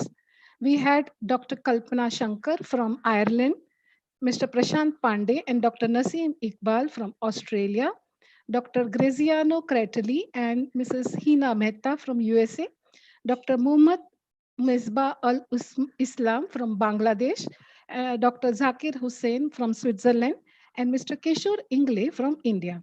All of them spoke on different topics from LIS education to providing value-added services to our readers in virtual environment during COVID-19 situation. They all cooperated from pre-testing of their sessions previous day to delivering actual sessions. I'm sure all of us have taken valuable inputs from their presentations and will implement it in our library.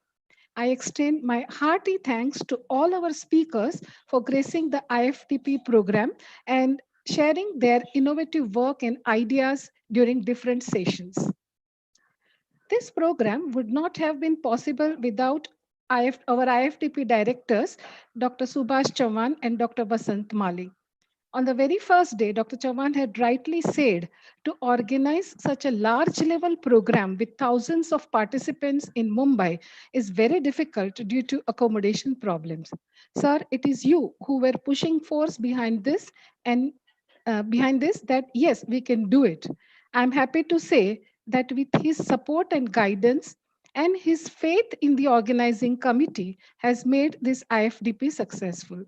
Thank you very much to our both IFDP directors, Dr. Subhash Chauhan and Dr. Vasant Mali.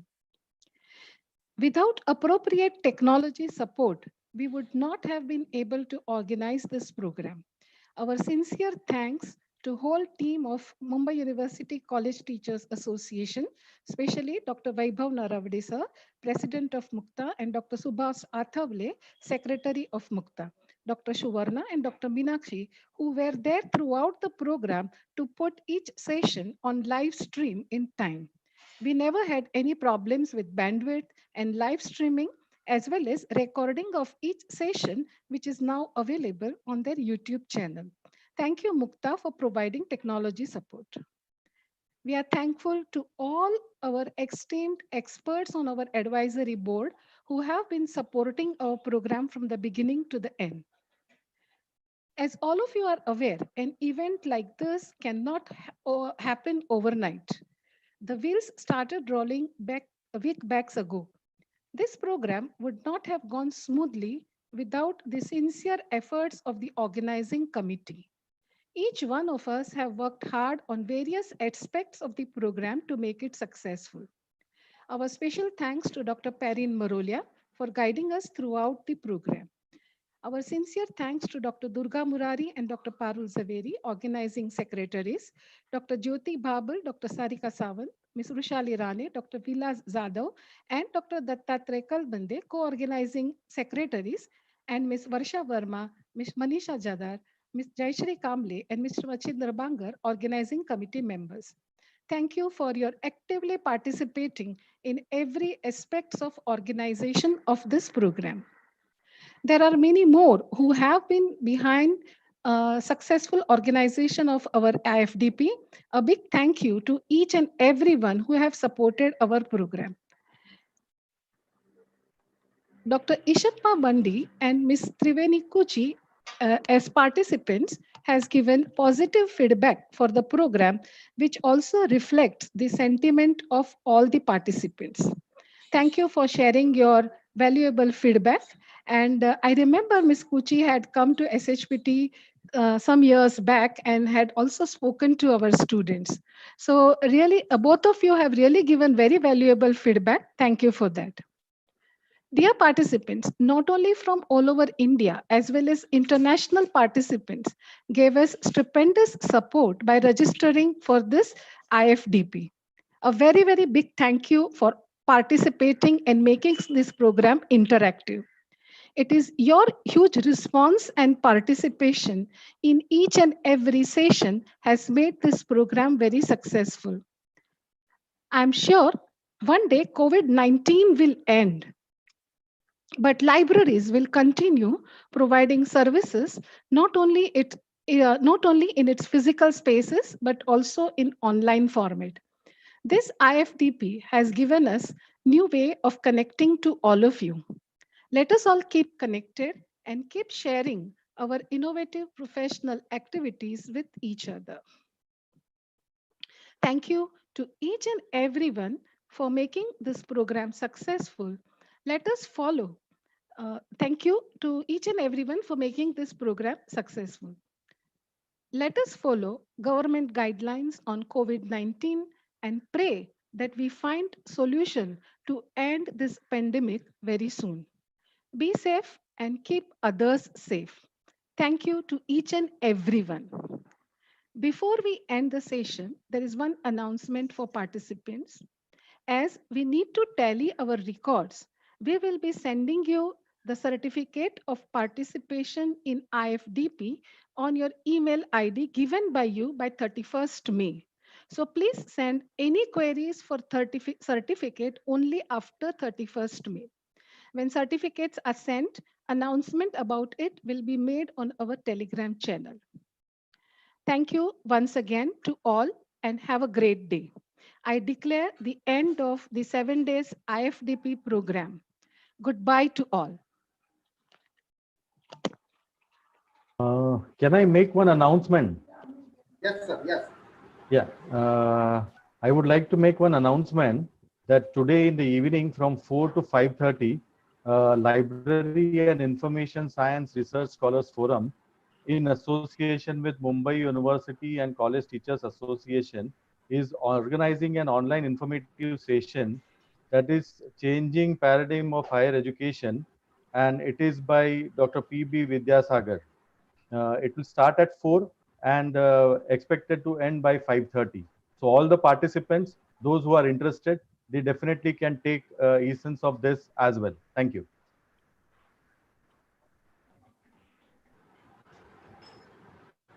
We can end the Yeah, live Manish. streaming. Can I stop? Thank you. Yeah.